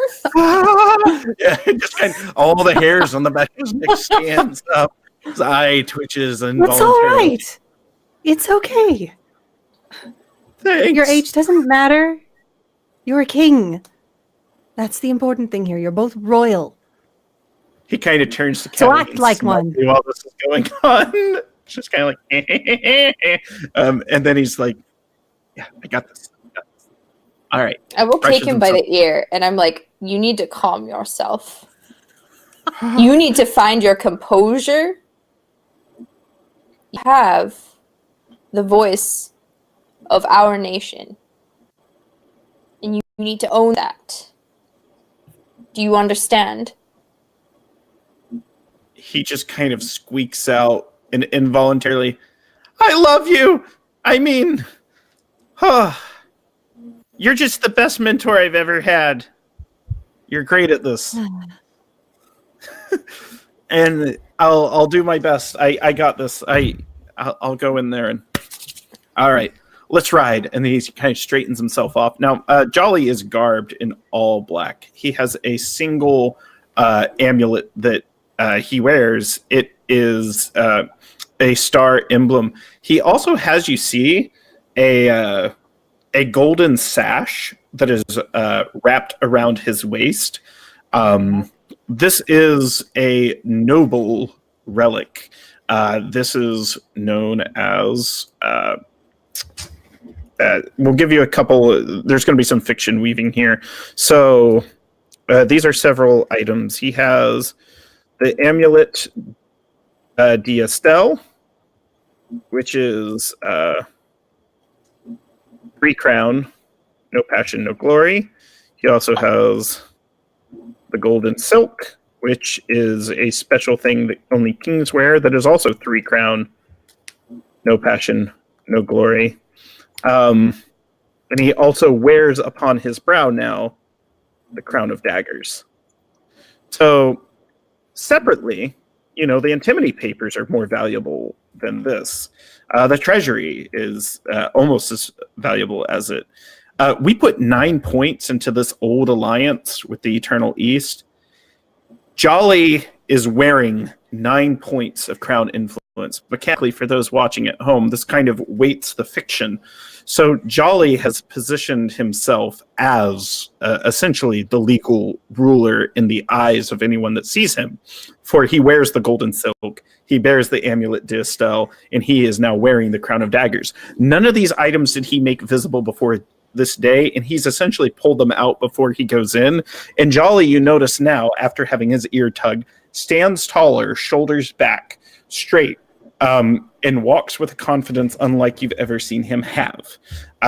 So Jolly makes way into the court. Christina looks super impressed. Yeah.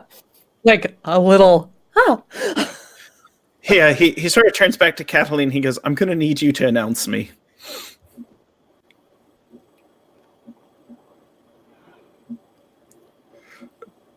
Blows a But kazoo. of course. if you won't do it, I'll do it. Nope, I will. And I will whistle at Farkas. Farkas will lead the way with a big howl. Ooh, I love that. And I clear my throat and march my way through. We have traveled far, and I would like to announce to you the presence of our Lord and King, Lord, insert full name, because he's not just Jolly. Jolien? Jolly and d'Estelle. That one. He is known as the Sovereign of Stars and is the current his star of the skies. Mother pearls.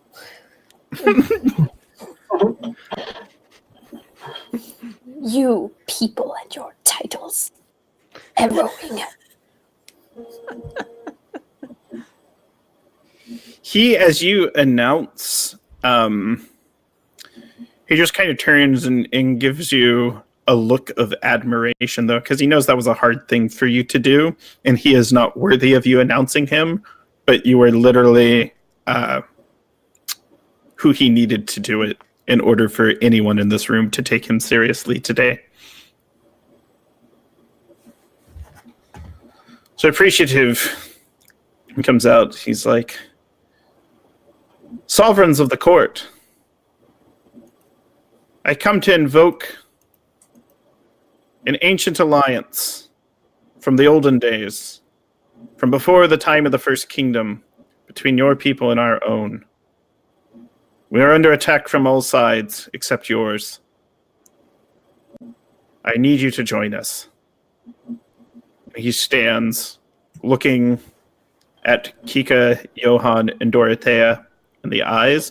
Now they are allowed to deliberate. And Joe, if you'd like to be Dorothea, Pro, you can be Johan, and then Poisel, you can play as Kika. Can I? Yeah. Is there a way? Can I insert fiction weave here? Is that possible? Go ahead and say what it is, and we can talk about it. As he said this title and has stated his station and the text, I would love it if to kind of like have this kind of friction between this conversation. That the Raven, the message that Danielle has sent, had gone there and it stated the exact same thing. Oh, yes, 100%. In fact, you don't even need to spend any points on that unless you want to spend points on that, which you're allowed. That will weight it differently. So if you want to add points to that letter, it will complicate the situation. But it will add the complication of having had arrived anyways. What points do I spend?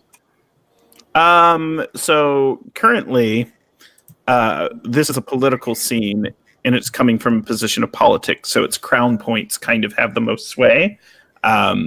You can spend as many crown points as you'd like. Oh, okay. How many crown points did you say Jolly had? Sorry. 9. Plus the alliance itself. Plus what, sorry? Plus the alliance alliance. itself is 9 crown. He is wearing 9 crown. So we look at it like this. So the alliance itself won't necessarily be a factor. However, he has the right to invoke it. However, your fiction weaving will add complications, and it'll be viewed. It's going to put some questions are probably going to be asked. Okay, I'm gonna put all of my crown points into this. How many do you have? And I have 9. Cashing out. I love this. Oh, this is spicy. It's the second to last one. Why not? So, real quick. So, separately, Sarah Danielle had sent a letter entreating to the east. Yeah, that was Is that what happened? A few episodes ago, yeah. Forgot. Yeah. Because it was when we were making it, me and Grant Fiction Weave, that there was an alliance. This is great. Yeah. That was like back in the Donald days when you and Donald had the Hot Springs episode. So they're gonna have to choose who they want to be friends with? Is that what I'm understanding? Well, It's sort of like this. This we know. Our nation is calling them to come serve us. However, whose authority do they recognize? Do they recognize Sir Daniel or Jolly? Jolly is attempting to muster an army. Cool. Or they just dissolve and look at us like we're idiots because we don't even know who we're being led by. I was gonna say, the Land Royal is looking really together. We look real organized right now, don't we? This is the period of civil strife. Fucking love it. Bring that drama. This feels too real. So Jolly, so they might even have the letter. You know, this is like when Gandalf showed up in Minas Tirith and Denethor's like, "What happened to my son? Blah, blah, blah, blah, blah. Leave me a hobbit to sing." So just like that. Yeah. Jolly has walked in and has demanded that the alliance be honored, has asked so humbly, and had a presentation given by Sir Cataline. So Kika of the East sits at the center of the 3. She has bright gold hair that is currently as a light crown upon her brow, and the hair goes almost up and then back, like upswept and then down, and kind of cascades around her shoulders. And she wears a very simple but very elegant green silk with gold embroidery dress, and sits upon the throne there in the center, and thinks for a second, like listening, and says,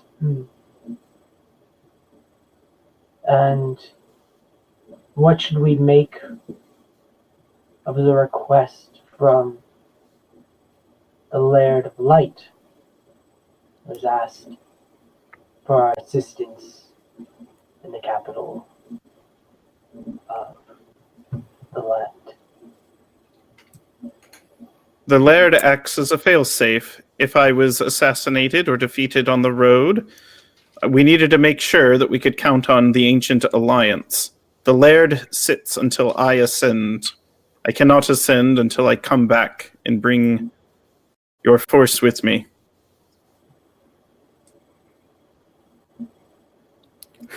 It is I who gave them the instruction. Jolly says coyly with a straight face. Antimony taught Jolly well. Yeah. Good job bullshitting. Lying.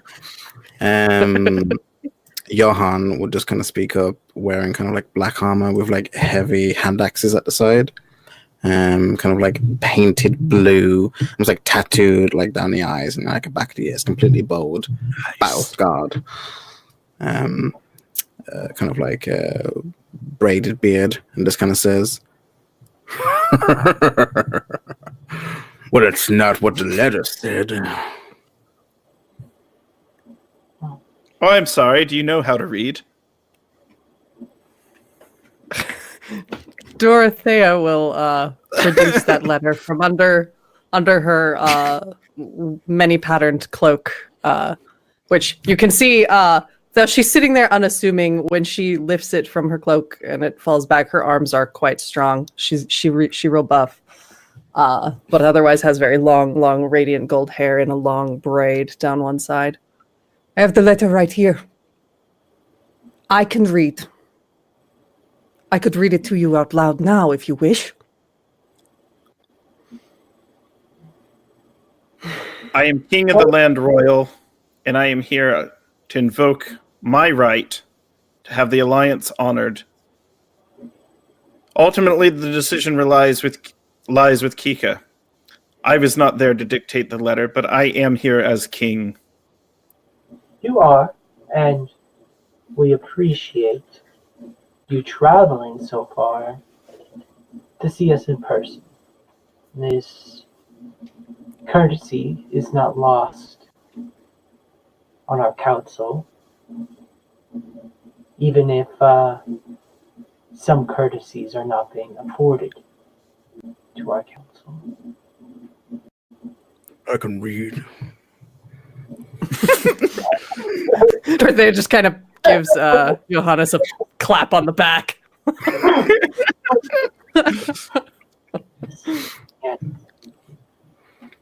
Yes, you can, Johannes. But we must deliberate. The old alliances are important to us. They're non-negotiable, he says emphatically. Long bound the sovereignty of our nation to yours, the old alliances.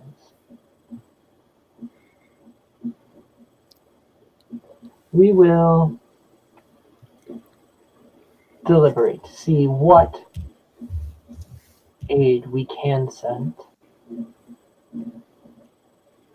and what we can afford. So, deliberate, there's going to be a couple checks. I have rolled these checks in advance, and I'm going to narrate how they go out. So, Dorothea and Johan are both going to test Jolly however they see fit. Jolly's rolls are already made in advance, so Jolly may fail without any chance to succeed. And then lastly, Kika is going to provide the final test to Jolly, whether or not they agree to go. So we'll go through this. So who would like to test Jolly first to see if the alliance will be honored? I think How Johan much of a would headache want does to the Cataline have? Jolly might ask her for support. I think Johan would want to go first, but would probably give the floor to Dorothea. Dorothea.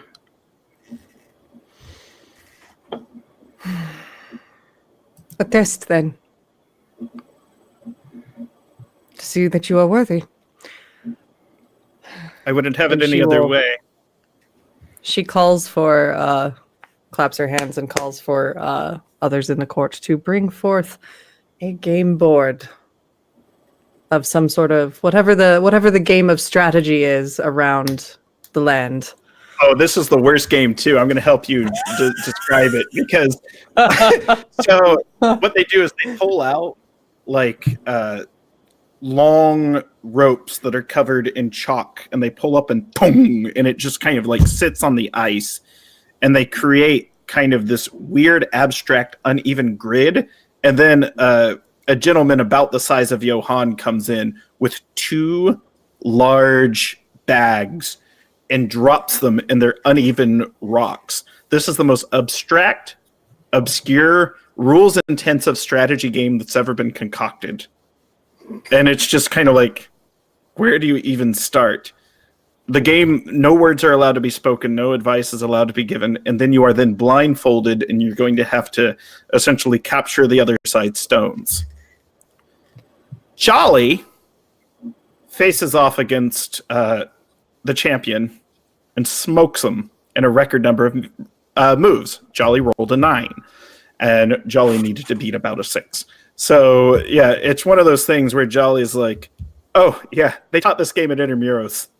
I was on the varsity team, he kind of says, glancing his blindfolded head wherever Christina would be, except accidentally landing on Cataline. And it's like, I'm sure in the background, Christina's like, yes! Oh, Chest, your face. Oh, God. Jerry, he's on there. Hey, guys. Yes, she has when we medieval practice pom poms, I'm sure. And he's like, if you think I'm good, you should see Antimony. Antimony was, it'd be great if like somewhere in the Intramuros, like Antimony has written several books on this obscure abstract strategy game. It's their favorite. Absolutely.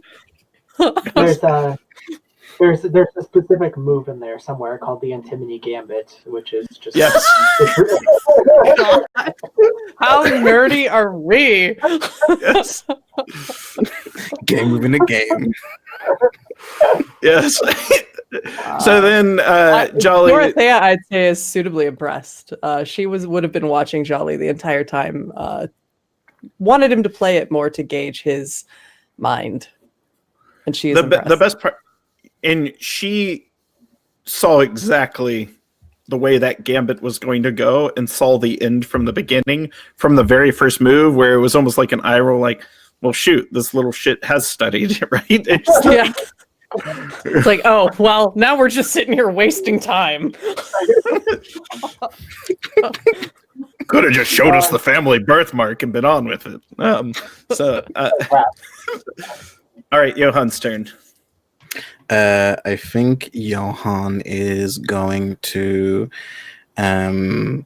basically suggest that since Jolly says that he is a king, but while there was a war going on, he is traveling here and not fighting for his people, like a good warrior and a good leader should do, that they should fight to prove that they can not only stand as a king, but fight as one.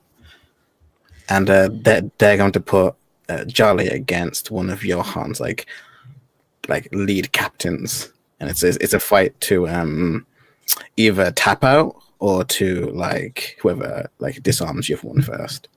Okay, and I have rolled for this, and Jolly removes the crown of daggers and flicks it like a fan, and pulls out a small chained necklace that he drapes on his crown, for the king must remain crowned. And a cunning warrior comes in.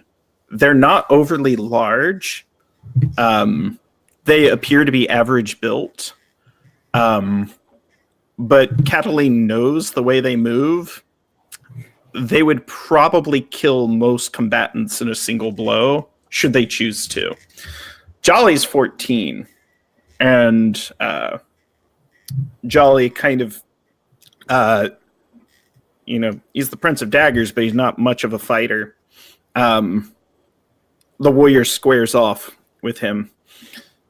Jolly takes the fan, catches a light, blinds the opponent, and slides around and just sort of dips them from behind and puts the fan just over the back of their neck, ready to push down, and it would just separate their head.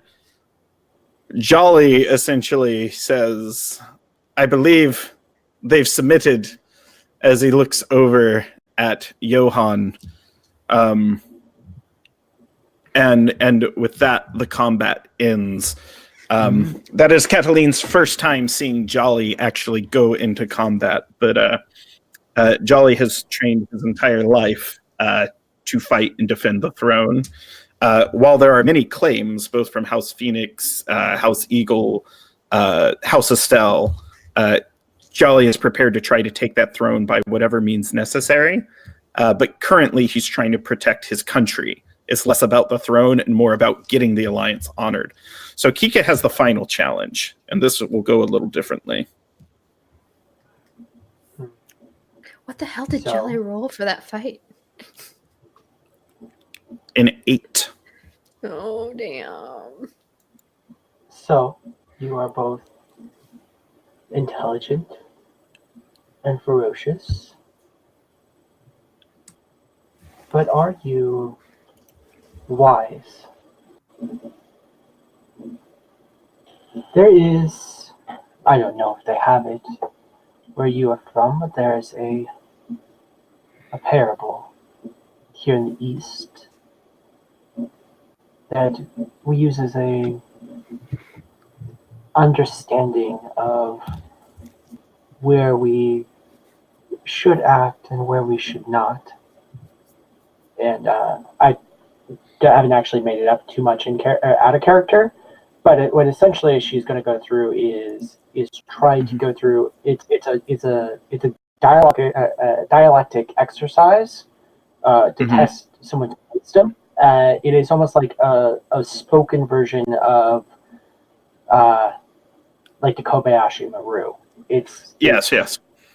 it's an idea of what is. It's not just your tactical knowledge, but what is your wisdom? Like how well can you assess a situation? Yeah, you notice Jolly comes in with what's known as a beginner's mind. Jolly is not an expert. Jolly becomes very teachable, and Jolly listens to the scenario. Jolly is not enough on his own by any stretch of the imagination, and has to look to Cataline for guidance. Does she assist? How does Jolly look at me?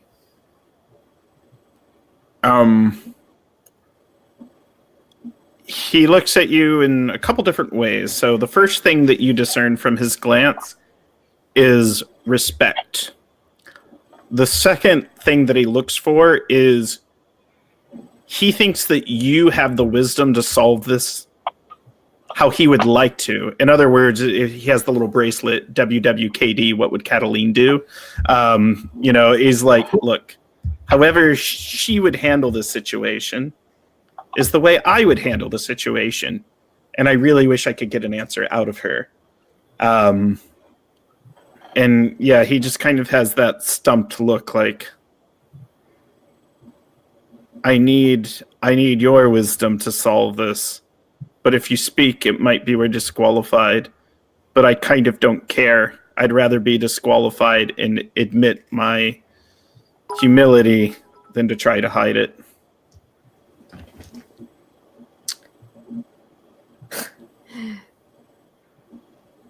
I look at Jolly and I look at Kika, and I know when it is my place to step in. And I speak out to Kika and say, a proper king knows when they need to seek aid with those they trust the most.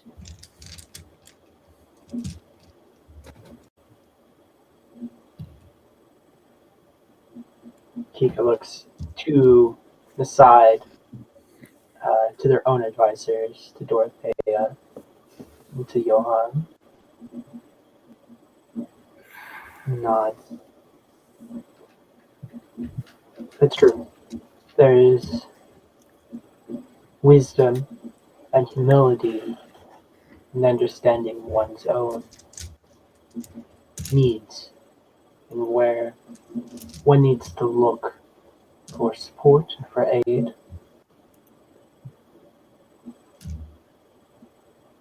Just as there is wisdom in reaching out to one's old alliances for support and aid when danger comes to your door.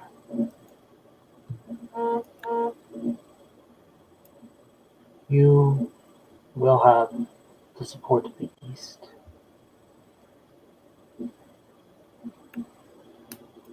And with that, we're going to end the scene. So Cataline is given the tag Star Catcher, I think is appropriate. Yeah, something like that. Essentially, trusted advisor and or confidant. You can choose exactly how you want to phrase it. And we advance the clock, and the East has agreed to honor the old alliance, thanks to the long, arduous journey that Cataline, Jolly, and Christina have completed. We need another scene set, so I'd like either Jess or M to set a scene and decide what questions we'd like to answer to progress the narrative during this Eldershire campaign, the War of the Final Winter. Well, we haven't heard from Em yet. Yeah, I know. Em was dealing with some tech. She got to be a serious old wolf for a minute, but that was it. Oh, Are you muted? You're muted. we miss Ophelia dearly. Okay. Yay! Okay. Sorry, what I said was fun with RPGs on the internet. Okay, which I guess being muted while saying that was kind of poetic, actually.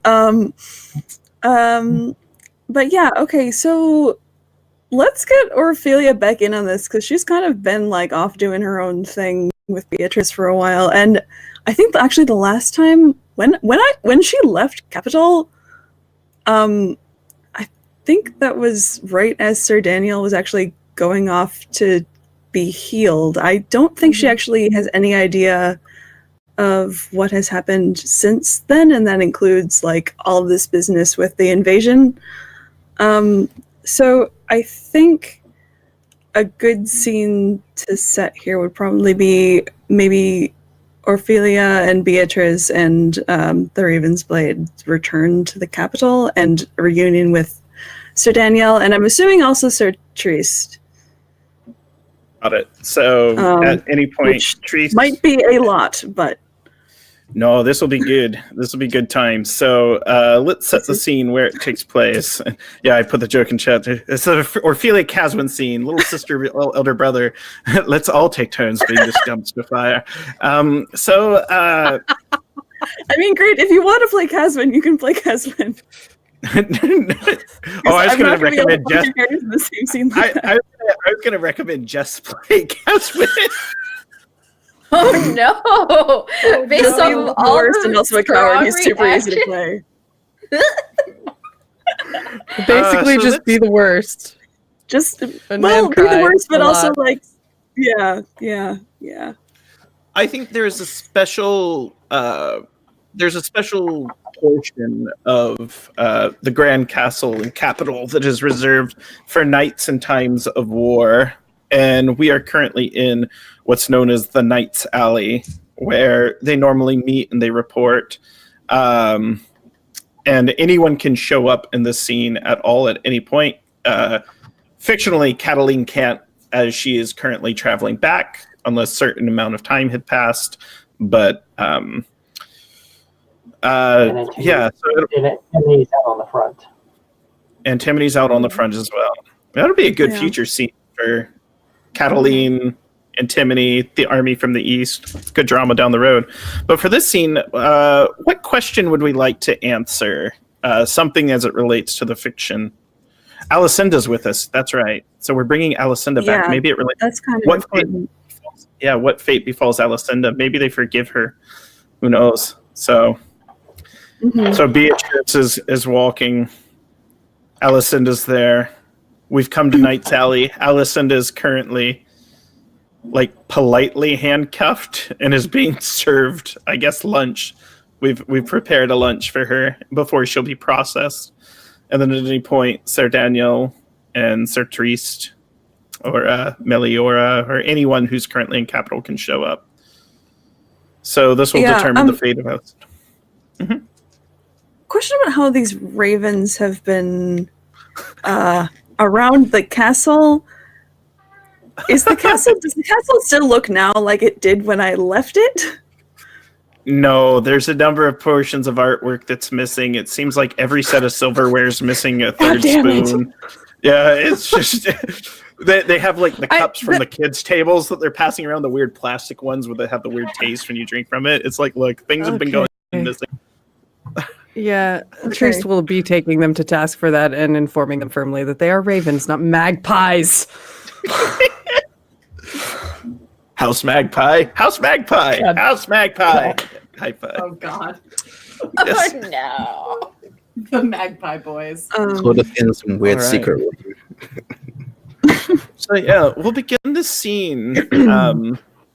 We'll begin the scene, and currently it is the afternoon, or it's late morning, and Alicinda is sitting at a wooden table, and Beatrice is nearby, looking out the window, and Orphelia is currently free to converse with either of them. She does notice that the mood in Capital has changed. There is a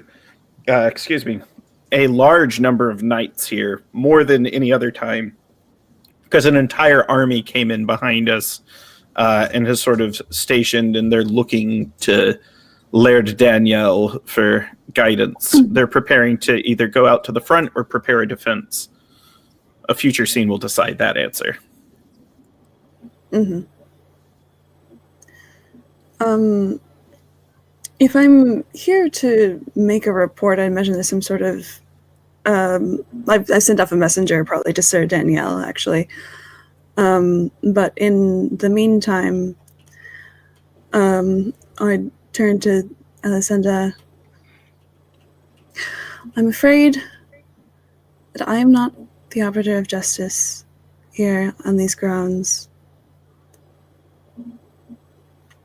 I can speak on your behalf, should you wish me to. However, your fate is not mine to decide.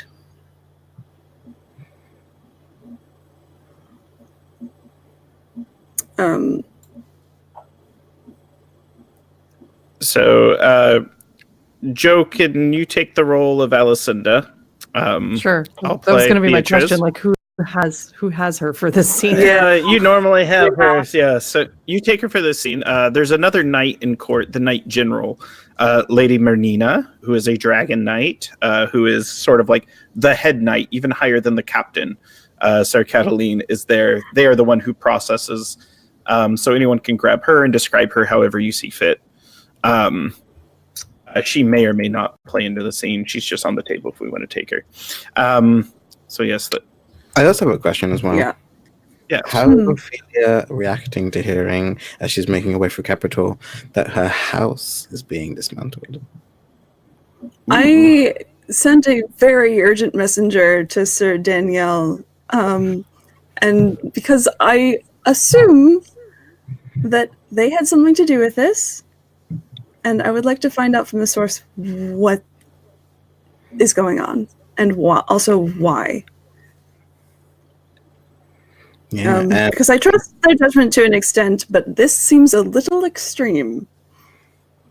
nice. I think when you meet Danielle for this, the scene that's going to happen, I think that'd be something to kind of play into. Mm-hmm.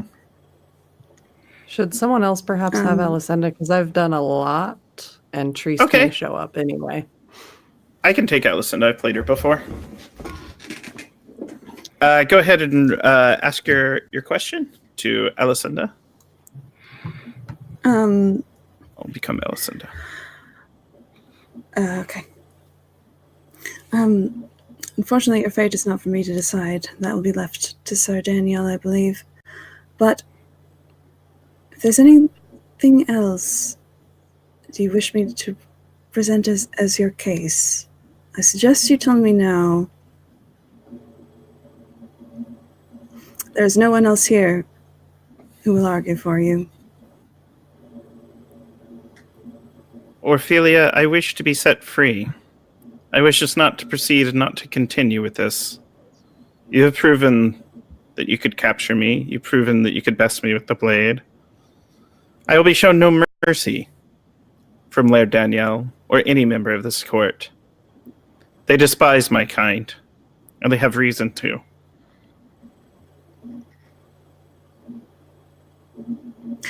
Very well.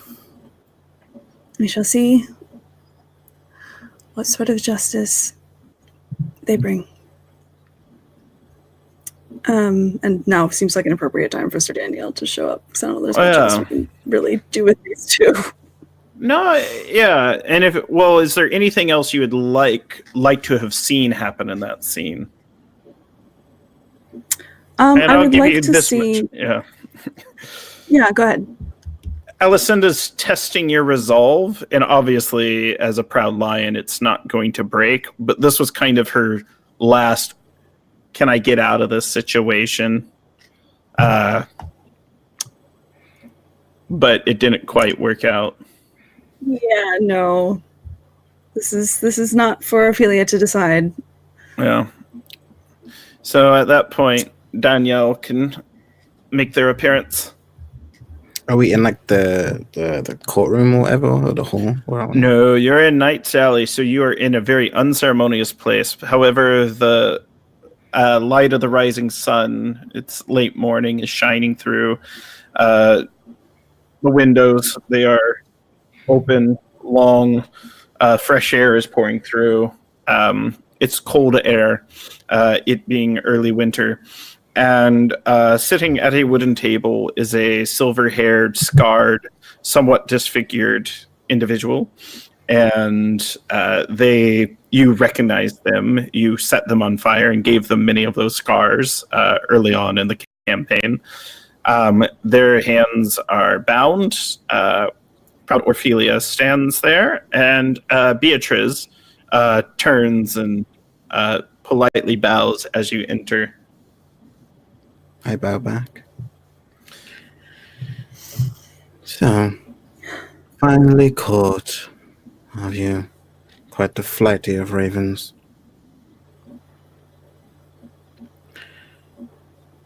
And she turns and responds. She goes, Ophelia is the greatest knight in your kingdom. Obviously, I could not evade the greatest knight. I feel naturally as good.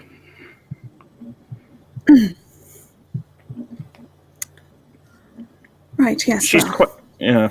She kind of plays it too. She goes, in fact, she's quite good at slaying ravens, isn't she? Kind of twist that dagger.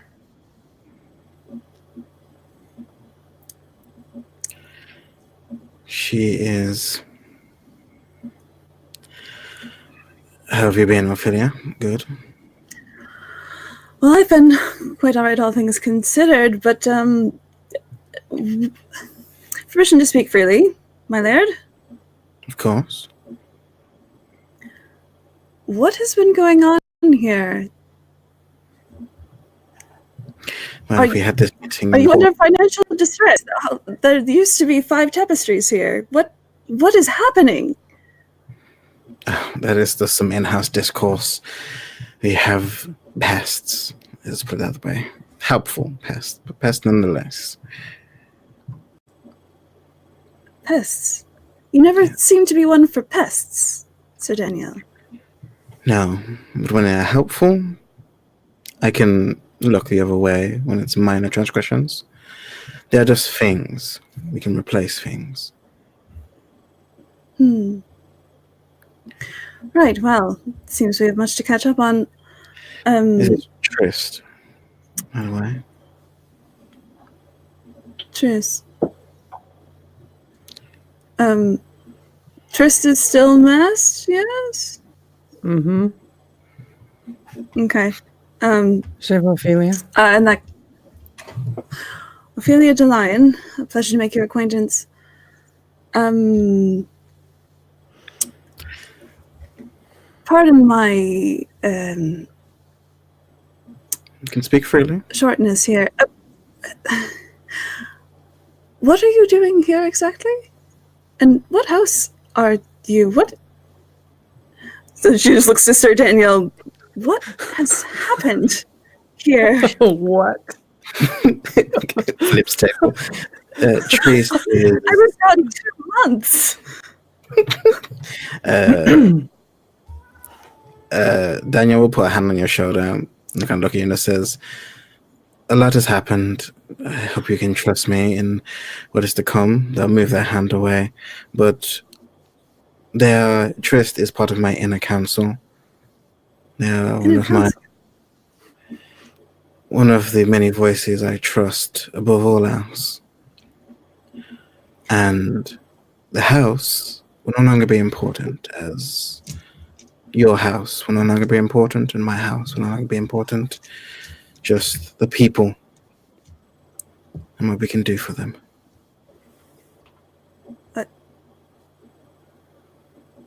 My house? You can't get rid of the houses. They've stood for hundreds of years. What are you talking about? They have stood for betrayal, corruption, murder, and control. They've never once stood for the people.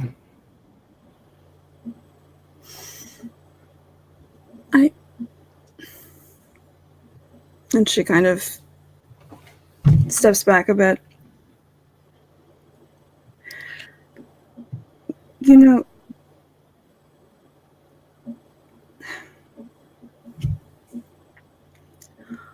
all I ever really wanted when I became a knight was to do something that was right and something that mattered.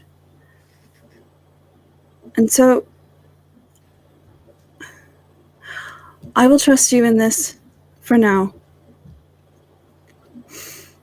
Because nothing I've seen from these divisions between houses and this politicking and the backstabbing and all of this, nothing I've seen come from that was right. But please, don't.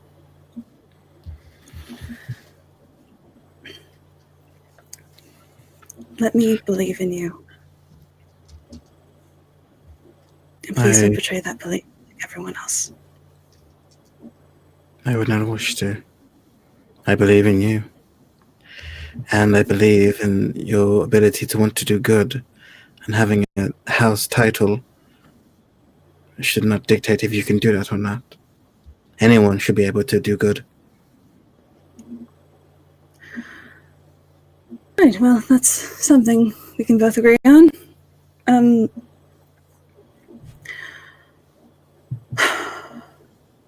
Speaking of, and I kind of gesture to Alyssenda. Alyssenda at this point is like finishing a piece of bacon. It's delicious, crispy. She was eating. I hope you enjoyed that. I have to ask you a question. Why, apart from a grudge of me trying to kill you justly, why, above all things, your actions? Well, Treese can answer a couple of those. The first is for money. We were not paid what we were owed by that crown you wear on your head. The second, loyalty. Ravens are loyal to each other. We're also loyal to those who purchase our services. We're sellswords. We are individuals for hire, freelancers, if you will. The third, I simply don't like you. Well, you're saying that it's because you were paid by the crown? When we fought, you were fighting for a sect, a splinter religion. Just like all of House Eagle. She kind of says in jest at Beatrice from behind. Watch your tongue. So pettiness and revenge. That is your excuse? Well, from your subjective viewpoint. Why are you dismantling the houses but for pettiness and revenge?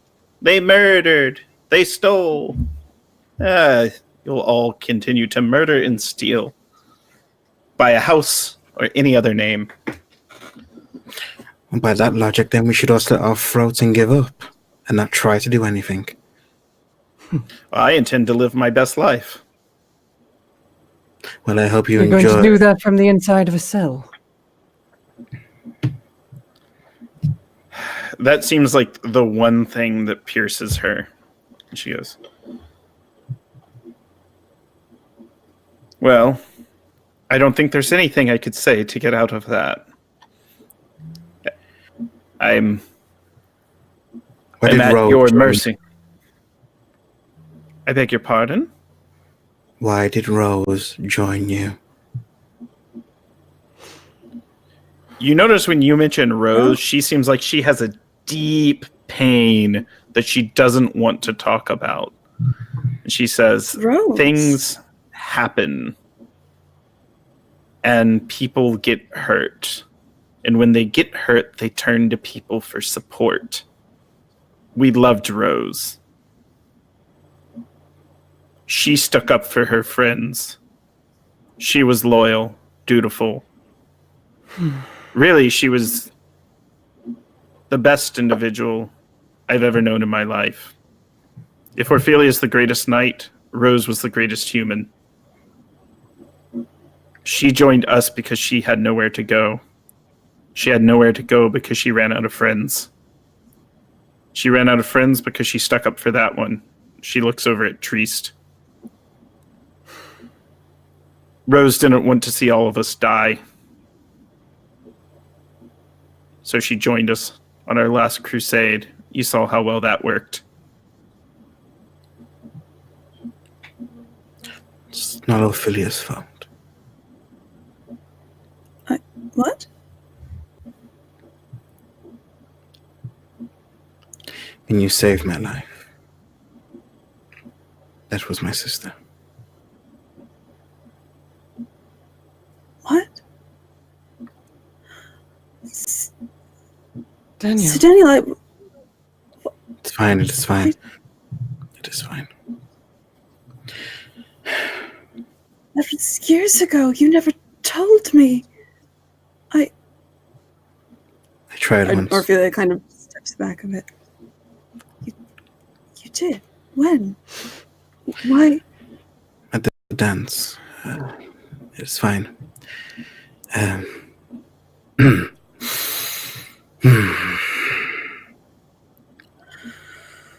You have committed treason.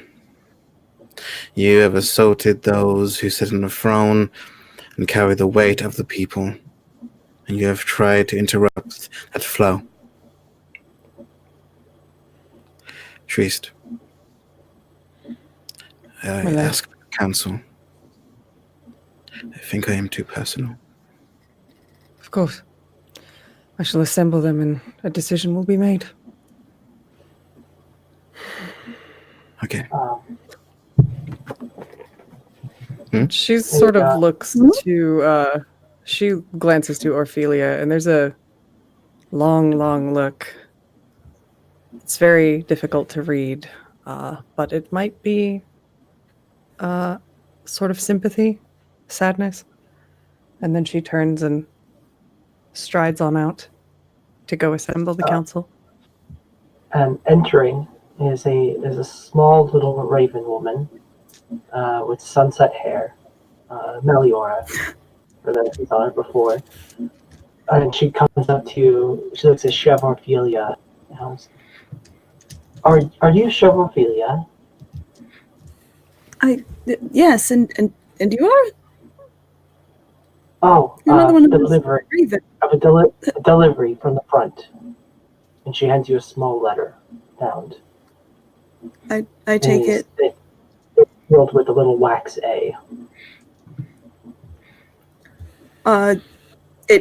It clicks, and Orphelia opens the letter, just now completely ignoring everything else that's happening in this room. Do you want me to read it out for you? Sure. Okay. It If we have says, time. My dearest Orphelia, it's been too long, and I have deeply missed our conversations. I would have rather delivered this to you myself, but duty keeps my heavy heart here on the front. War makes you consider the things you've missed and the regrets of your life, the connections that we have lost.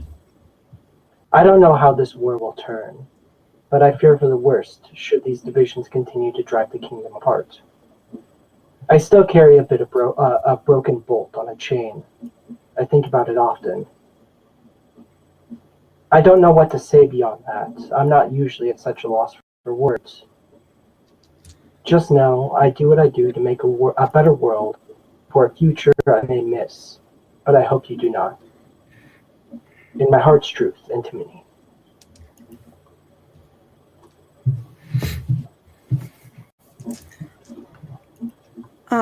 Orphelia takes this letter and folds it up, and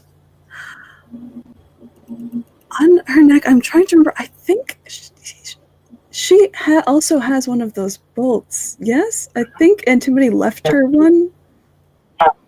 Yeah. Yeah. So yeah, she kind of tucks it into a pocket on her jacket and then kind of takes out the other bolt, which has been on a string around her neck the whole time, and just kind of looks at it and smiles a bit. And then puts on her game face and heads straight for this council.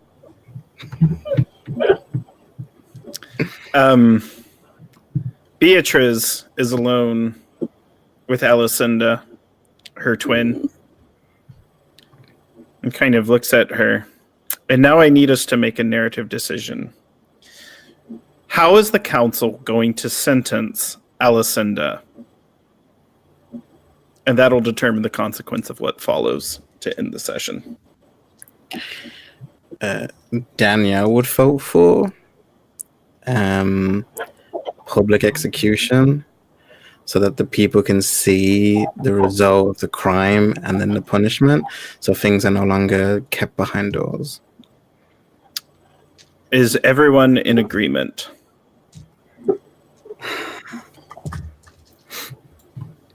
Mm-hmm. Okay. So what happens? Ophelia will defer to Danielle, so yes. Okay. Murder! Chev Beatrice invokes her right as an eagle to stand in the place of her sister and go in her stead and receive the execution publicly. And it would refuse if you can. Refuse that as the Lord. You would, if you do, you're defying her right. She's invoking her right as a member of House Eagle. I know you're dismantling houses, but the church approves of this. She's allowed to stand as vicarious proxy for the execution. Priest would take Danielle aside at that point and advise caution, because that it's their decision to make, but she would advise to be wary of how the people will read that, because that is overriding the rights of the people. Is it the people or her though? That's the thing. Cultural right. It's their way. Mm-hmm. And this would be viewed as an atonement, 100% of vicarious sacrifice for another to atone for Alicinda's deeds. Oh. Shit, I used my You can't. different- I mean, You can't go back on the decision to do the execution either, because that just makes you look weak. Yeah. and So if I could interject, I would say that Beatrice would make the argument to Sir Danielle that if you were given the choice, would you have stood in the place for Rose? Fuck you. Right. how very dare. And I think we're gonna, yeah. So I think that's where we're going to drop it. And I think that's where it for the ends. decision. I think that's where we're going to stand it. So that's sort of where it shifts. It's someone's going to have to be executed. We now know Beatrice's intentions. We now know that Alicinda is being held in a church. We know that Beatrice is being held in a cell. And that nothing has occurred yet in the fiction. I can do the choice real quick if you want. I have the answer. Okay. No! I would allow, That's gonna happen. I would allow it. I would allow it since No. that talking, because it's like it's true. I would stand in the way. It's gonna. Oh, it's gonna mess Ophelia up. They would allow. All right. So that's our session for tonight. And the scene that we're going to give, or we'll give some tags out. So we are going to give the tag to, there's going to be 3 tags that are given out. Let me jump down to my show guidelines. So Triest is going to be given the Trusted Counselor tag.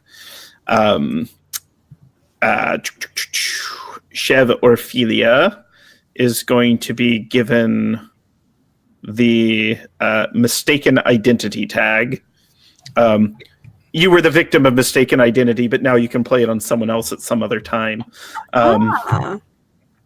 Sir Daniel's going to be given the tag of Merciful. At some point, you have the Merciful tag.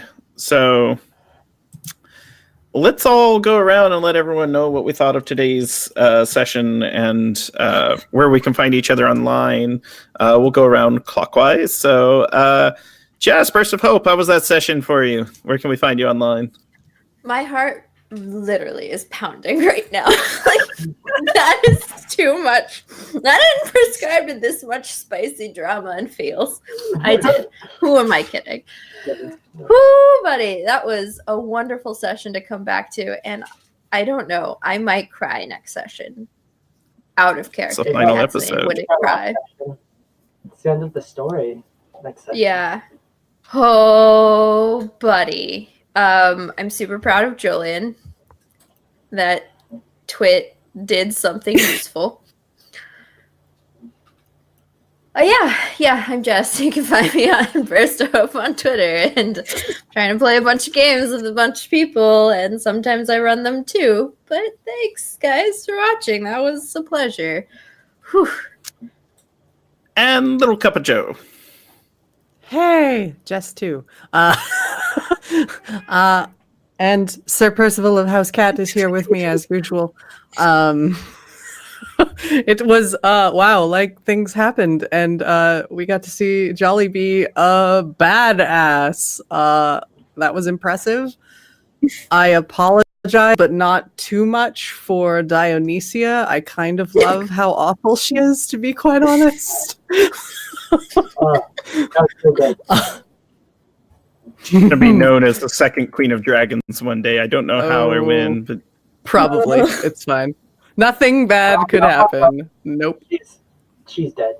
She's Catalina's gonna find out Helena's dead in the finale, and y'all are gonna get murdered. Everyone is going to die.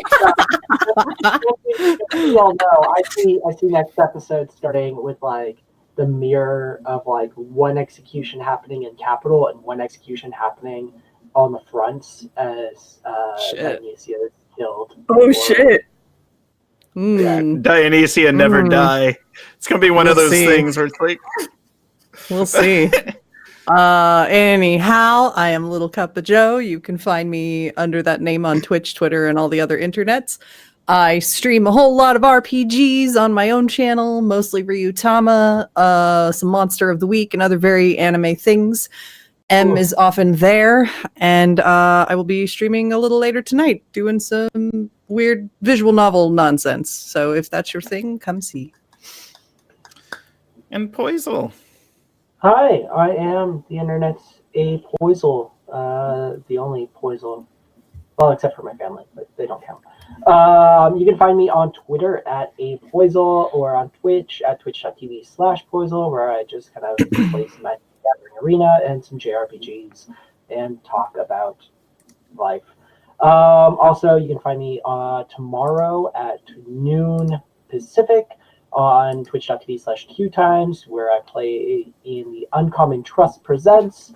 And tomorrow we are starting our 2-shot of Paranoia, which is going to be so much fun.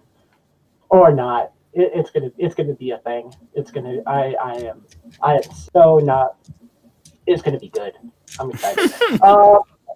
And at the end of the month, you can see me at PAX East, where I'll be speaking on at least one panel. I know I'm speaking on a panel with Grant at 4:30 on Friday, hosted by the one and only Kika as well, who we have named NPC after here, on trans narratives in tabletop gaming. So come and check that out if you are there. And M. Hi. So yeah, my name's Em, Eddie Jeffrey on Twitter, where I mostly just yell about like RPGs and magical girls and stuff, and occasionally post art, and also occasionally on Look Up a Joe's channel for various games and things. And yeah, super fun session tonight. Lots of drama and oh my god. Okay, everything's fine. This is fine. Capital's not burning yet. Yeah, that's basically really, it was just like the equivalent of coming back to Capitol, and it was just like the community pizza gif, like of the room on fire. Like that's basically what just happened. Right when I left it. Good stuff. Pro starter. Hey, yeah, again, super drama-filled, spicy spice. Love today's episode, super great. All the connections and the characters kind of brought in. I am pro restarter. I do a slew of stuff throughout the week. Catch me on Twitch, Twitter, YouTube, and Instagram, all under the same name. I can't wait for next session and see what happens. Next session is our finale. It's the finale. God, What better way to start a finale than with an execution? there needs to be final smooches. So the very last shot is just going to be Caswin riding off into the sunset, right? Because he ran the fuck away. It's going to be him riding off, and then he's going to get yanked off the horse by Donald, who's lassoed him and drags him back, and the camera's going to pan around to the mob of everyone. 100% done. So lastly, Spoilers, my it name was is Caswin all along. Spoilers, everything was Catherine. It was all a plot. Lastly, I am Grant Ellis. You can find me online at Wise Papa Grant on Twitter. I will also be at PAX East. Thank you all so much for tuning in tonight. Stay tuned for some Barroom with my friend Baganova running. I'm dying. Au revoir. So